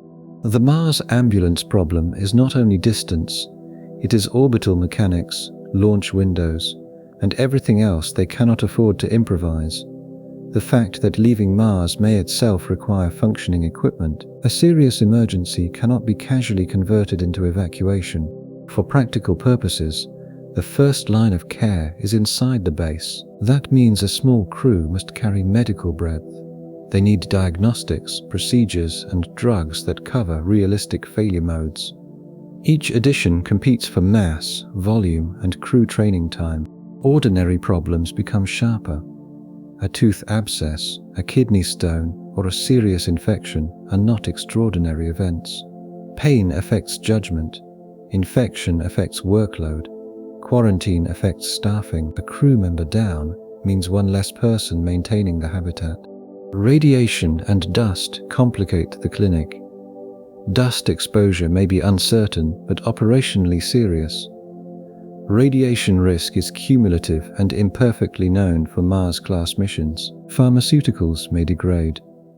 Sterile technique is harder in a small habitat. Waste handling and biological monitoring connect medical care back to life support. Partial gravity is one of the biggest quiet gaps. Mars gravity is not microgravity and not Earth gravity. We cannot assume it solves every bone density, cardiovascular, or immune question. We also cannot assume it is disastrous. We have to admit the evidence boundary and design conservatively around it. But analogues are not Mars. The door opens to Earth air. Real emergency services exist. Radiation, dust, and reduced gravity are absent. Their value is insight, not proof. Medical isolation therefore changes the definition of survival. A base is not alive if only its machines work. It is alive if the crew can remain healthy enough, skilled enough, rested enough, and coordinated enough to keep those machines working. The human body is not cargo. It is part of the reliability stack. Partial gravity adds another uncertainty. Humans know one gravity well. We have substantial experience in microgravity. We do not have multi-year human health data at Mars gravity. That does not mean humans cannot function there. It means confidence has boundaries. Analog programs such as NASA's SEPIA help in a different way. They let teams study isolation, workload, and the interpersonal dynamics of small crews under constraint. They are valuable precisely because the human system matters. But we should not overclaim them. An Earth analog still has Earth gravity, Earth air outside, real rescue, and no Martian dust or radiation. So medical isolation returns us to the central promise. Living on Mars is not just engineering the building. It is engineering the conditions under which fragile human bodies can keep functioning far from the infrastructure that normally catches us when something goes wrong. The crew is not only inside the habitat. The crew is one of the habitat's systems. Medical autonomy belongs in the core survival chain. Human weakness is not outside the engineering problem. Medical autonomy reveals the deeper pattern. Survival depends on what the crew can do after something breaks. Mental health should not be softened into scenery. Isolation and confinement affect judgment, communication, and the crew's willingness to flag problems early. A Mars crew cannot simply be brave. They need schedules, roles, and the social architecture that keeps a small group functioning under stress. And medical decisions also interact with ethics and operations. If one person needs rest, another person takes more workload. If a risky procedure is attempted, the crew may lose a specialist temporarily. If medication is rationed, future care changes. A tiny clinic on Mars must make choices that Earth hospitals spread across departments and staff. So exercise is life support for the body. Equipment must work, time must be protected, and medical monitoring must be taken seriously. If repairs constantly steal exercise time, the crew may pay later in strength and cognitive sharpness. Human maintenance is not optional maintenance. On Mars, the patient may be a colleague, a crewmate, and the person the habitat needs to function. Medical care happens inside the social system that must keep working afterward. The habitat has to support trust as well as treatment. Medical autonomy also demands restraint in mission planning. A crew cannot be scheduled as if everyone is always healthy, rested, and available. The plan needs slack for injury, sleep debt, and unexpected illness. Human margin is as real as oxygen margin, or final medical detail is communication style. Delayed expert advice must be clear enough to act on without a live conversation. Images, data packets, decision trees, and prepared procedures matter. Telemedicine on Mars is not a video call with lag. It is medicine by carefully structured uncertainty. The most dangerous shortage may be the small part that lets the oxygen or water system keep working. A Mars habitat has to replace supply chains, instant expert support, and repair crews. Picture a small component failing in the water processor. Not the whole machine. Something we might barely notice on Earth. Just a seal, a pump, a sensor, any single component that would barely merit a second glance back home. On Earth, the repair begins with a supply chain. On Mars, the missing part may be millions of kilometers away, and the next launch window may not care about the urgency inside the habitat. Repair is not a toolbox in the corner. It is the miniature supply chain, memory system, diagnostic culture, and authority structure that replaces Earth when something breaks. For repair, we should picture ambiguity first. A panel is open, a manual is consulted, a delayed message is waiting. Then the crew has to decide whether the workaround is safe. NASA exploration roadmaps emphasize Earth-independent diagnostics, repair capability, and the crew authority to act without waiting for Earth.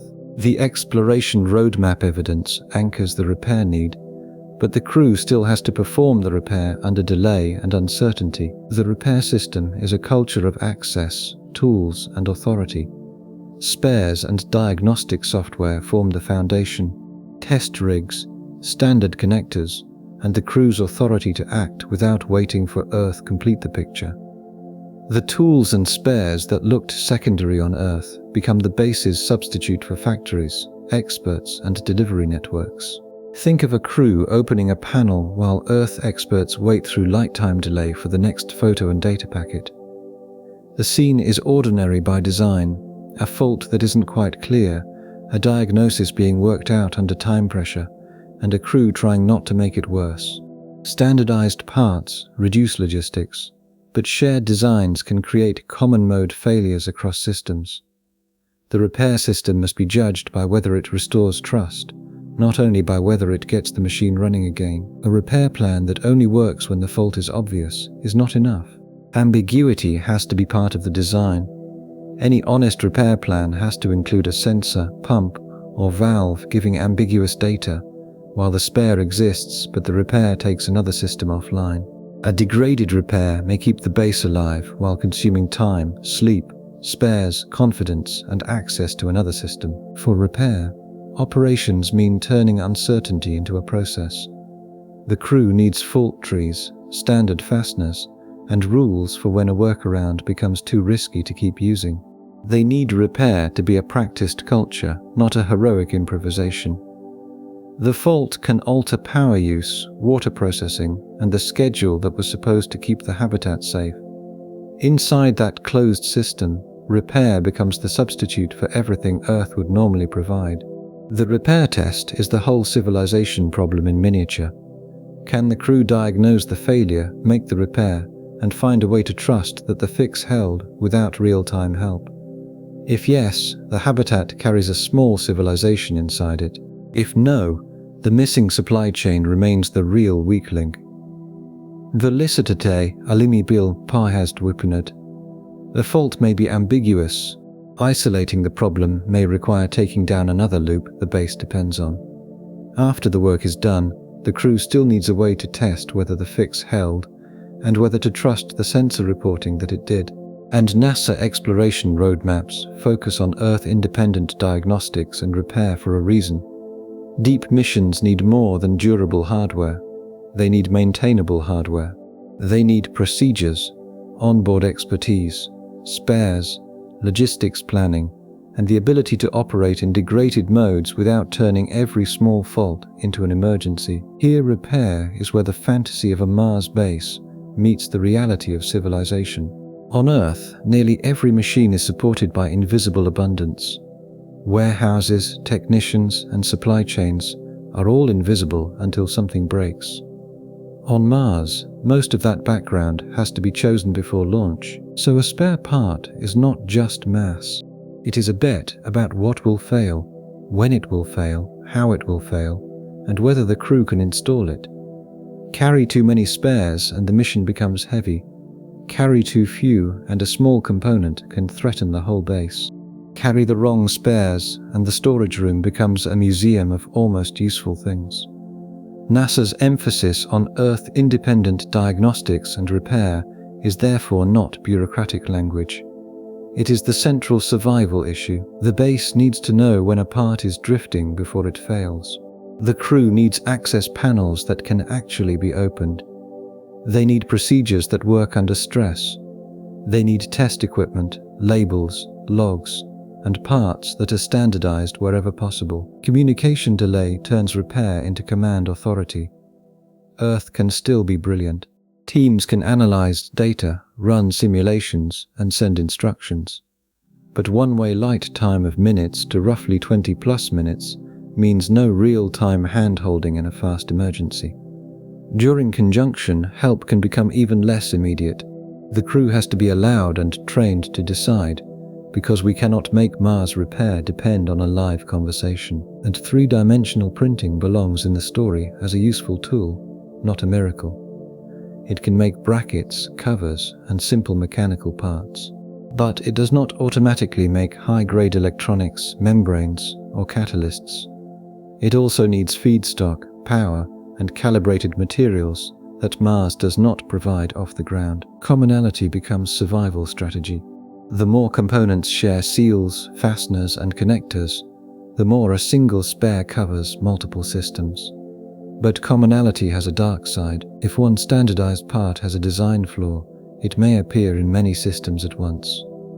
Reliability is always balancing variety against maintainability.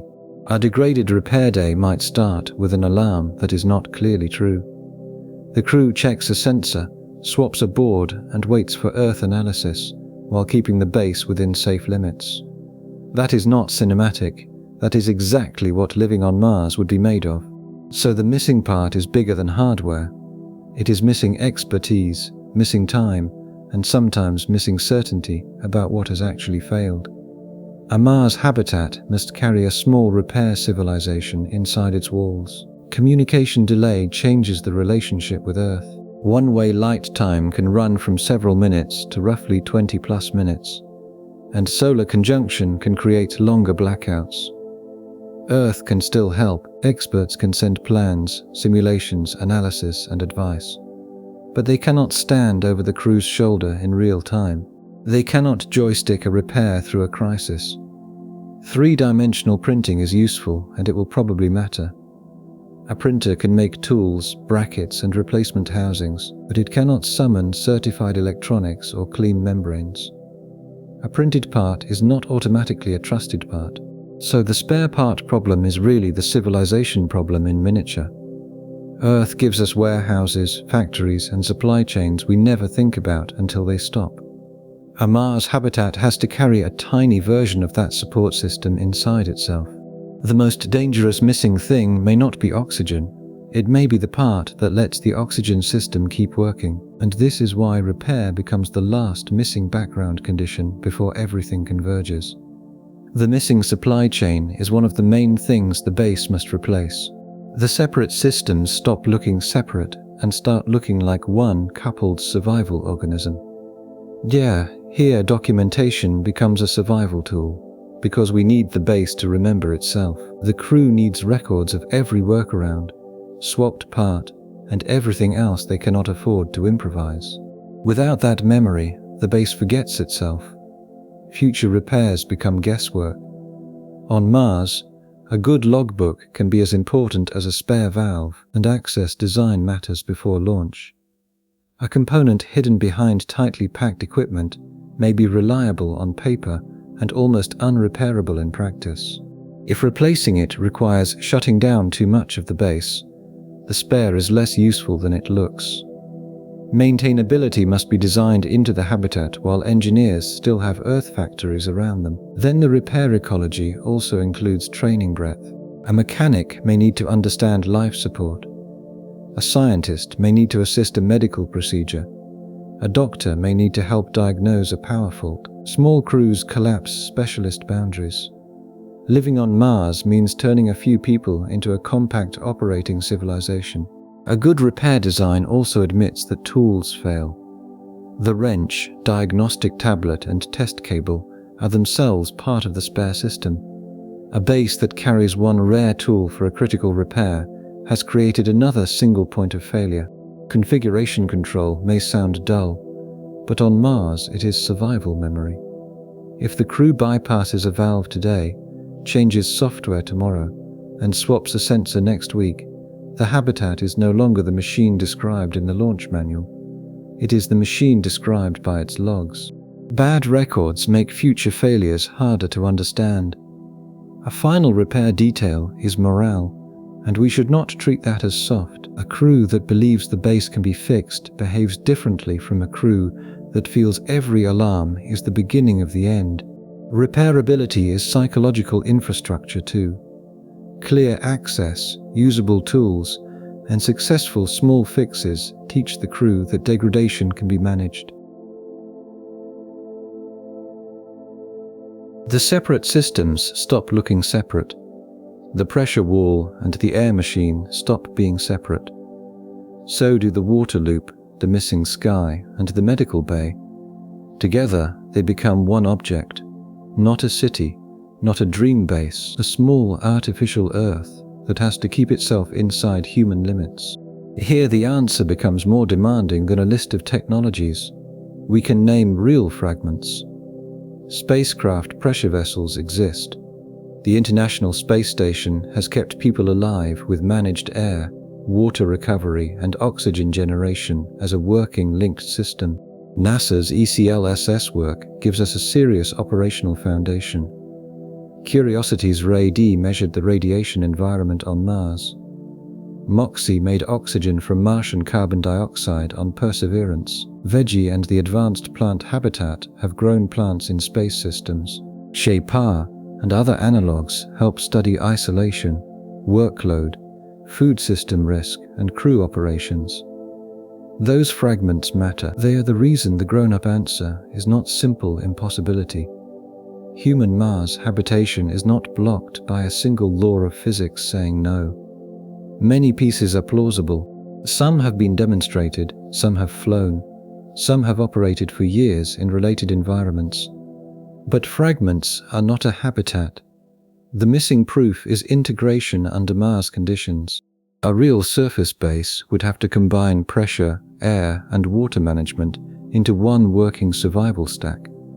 And it would have to do that while sitting in cold, dust, and radiation without the support of Earth. Here is the true shape of the problem. A technology can work beautifully by itself and still fail the habitat. An oxygen generator can make oxygen but demand power and cooling in return. A water processor can recover water but depend on membranes that age and filters that clog. A crop module can grow food but consume water, lighting power, and crew hours.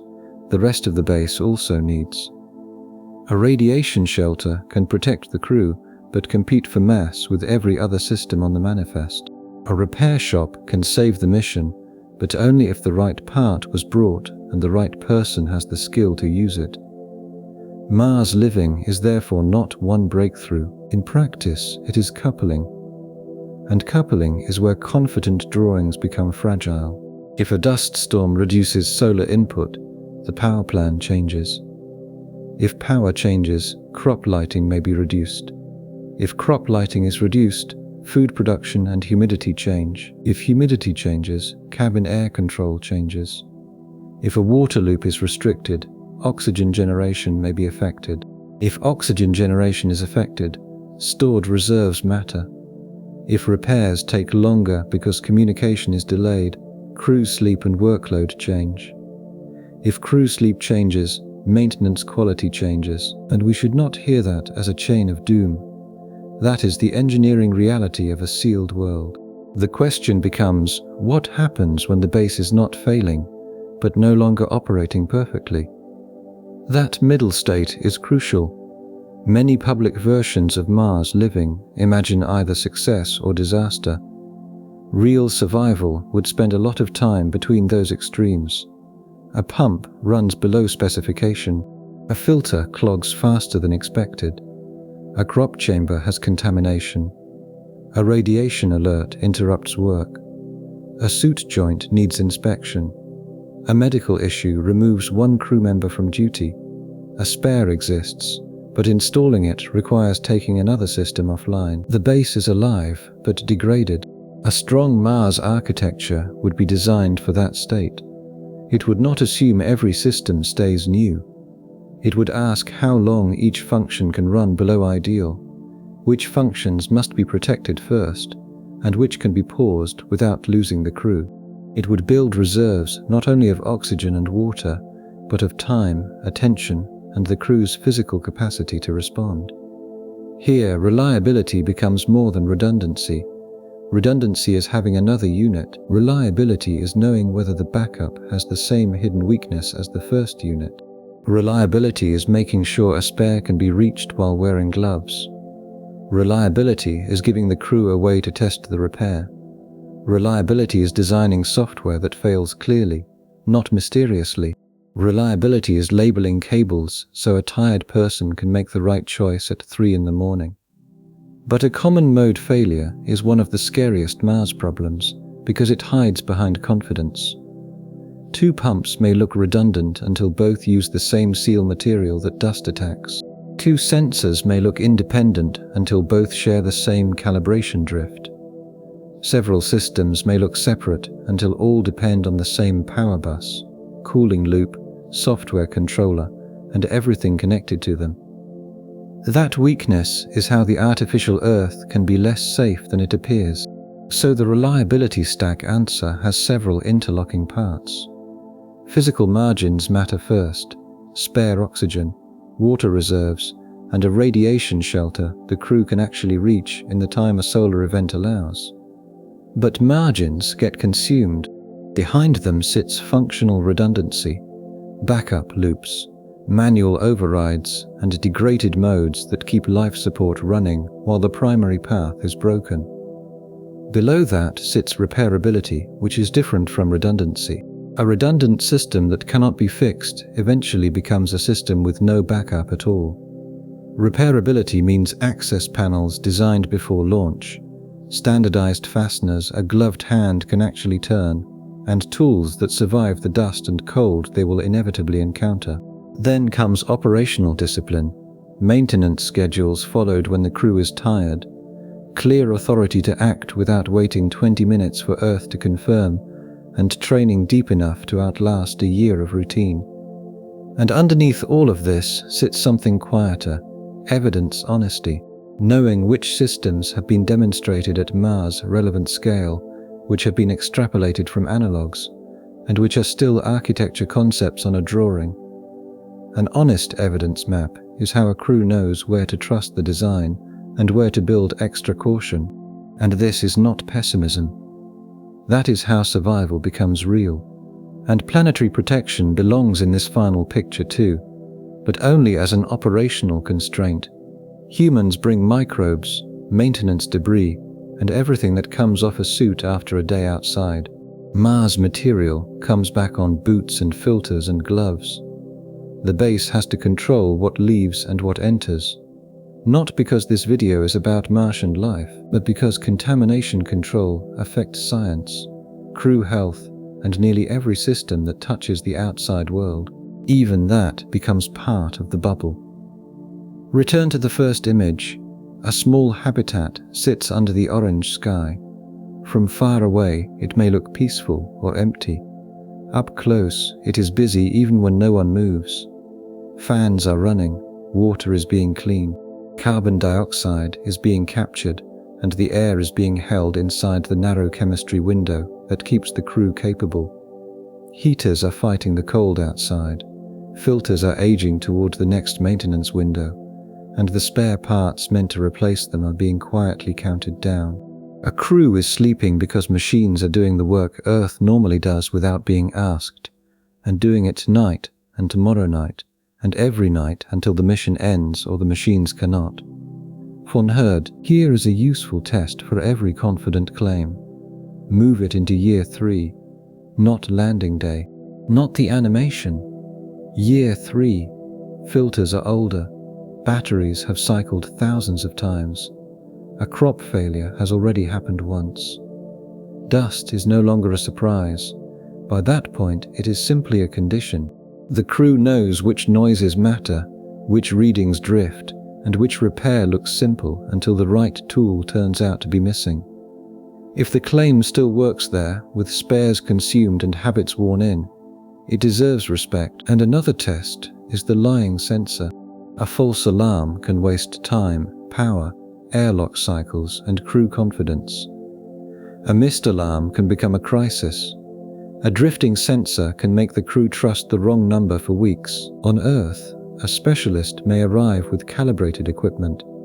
On Mars, calibration itself becomes survival work. The habitat must know enough about itself to doubt itself intelligently. So modularity becomes practical rather than fashionable. A sick plant room should not contaminate the cabin. A damaged airlock should not threaten every pressure volume. A power fault should not blind the whole base. A water problem should not immediately become an air problem. Separation buys time, and time is one of the most valuable consumables on Mars. But separation cannot become confusion. The crew still needs the whole base to behave like one understandable machine. Procedures must agree. Labels must agree. Training must agree. Spares must be findable. Data must be readable under stress. If every subsystem has its own private logic, the habitat becomes a maze exactly when clarity matters most, and drills prove whether that clarity exists.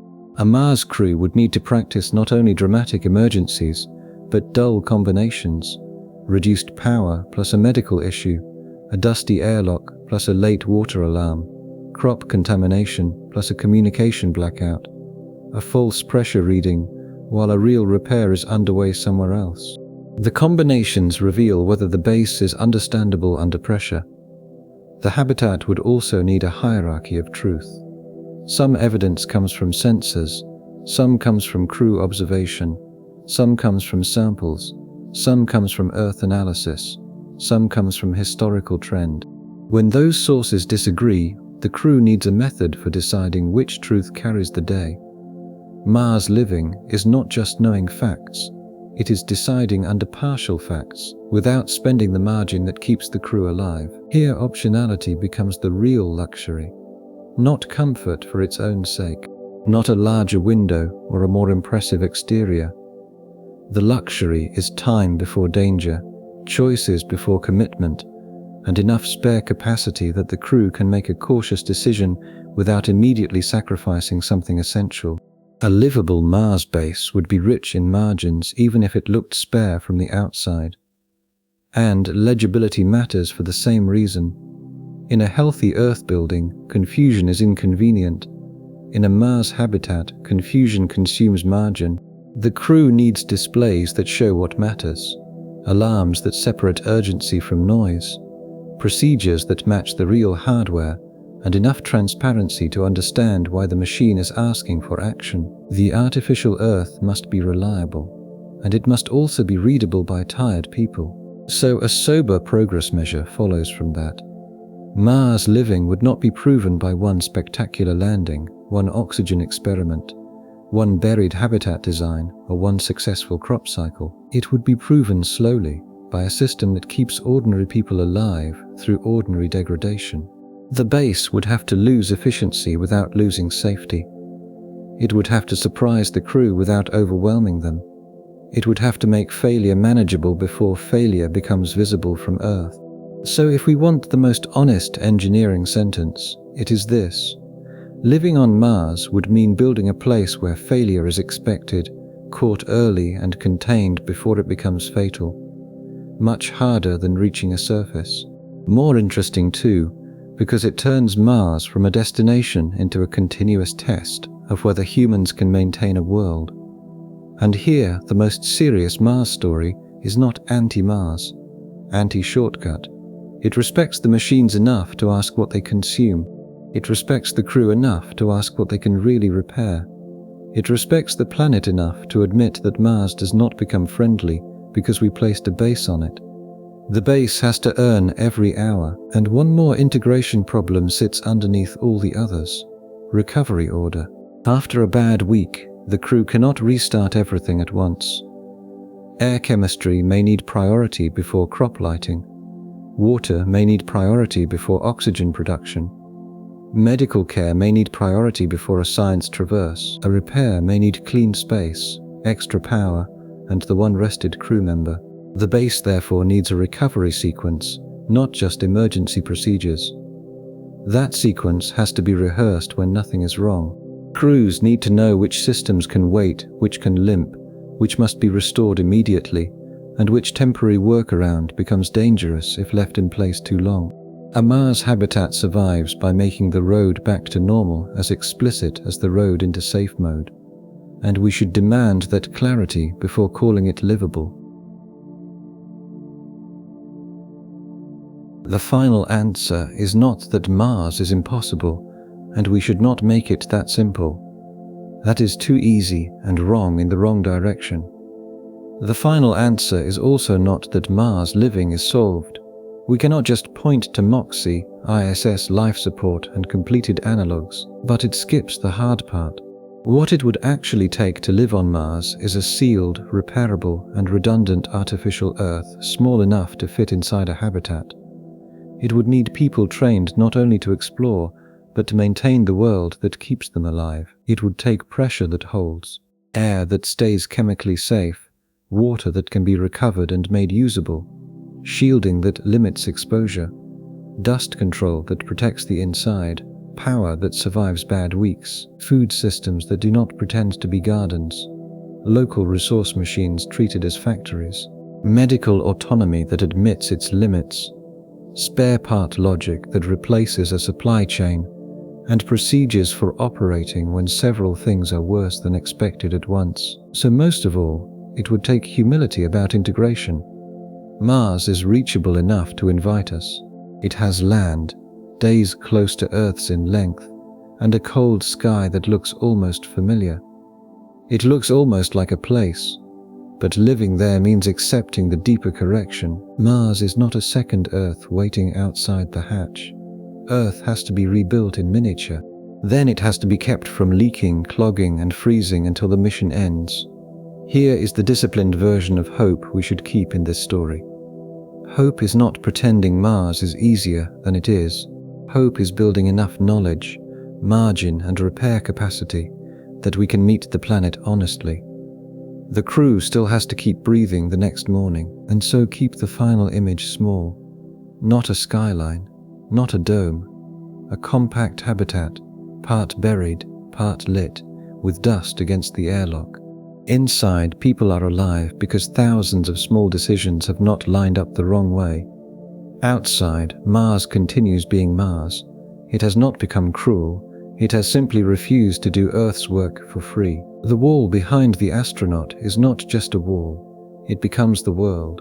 And on Mars, the world has to be maintained. And that answers the promise we started with. The hardest part is not planting a flag, reaching the surface, or naming a future city. The hardest part is keeping the artificial Earth alive after novelty has faded and Mars has become daily work. That is where progress should be measured. Can the crew keep breathing, drinking, and repairing what keeps them alive? That is the measure Mars ultimately applies. Can they do it when the base is tired, dusty, partly degraded, and still too far from rescue? And this is the natural next question after Mars. If a distant habitat has to replace Earth almost completely, the constraint does not disappear when the world is closer. It only changes shape. The moon is only days away. Radio delay is tiny. Rescue is imaginable in a way Mars rescue is not. And yet going back to the moon is still hard, because closeness does not remove dust, radiation, and the need to turn visits into repeatable operations. That is why the best continuation from this story is GNS Space 016. Why going back to the moon is still so hard. Not because the moon is the same problem as Mars, because it tests the next scientific constraint. How much easier does off-world living become when Earth is nearby? But Earth still cannot do the work for you.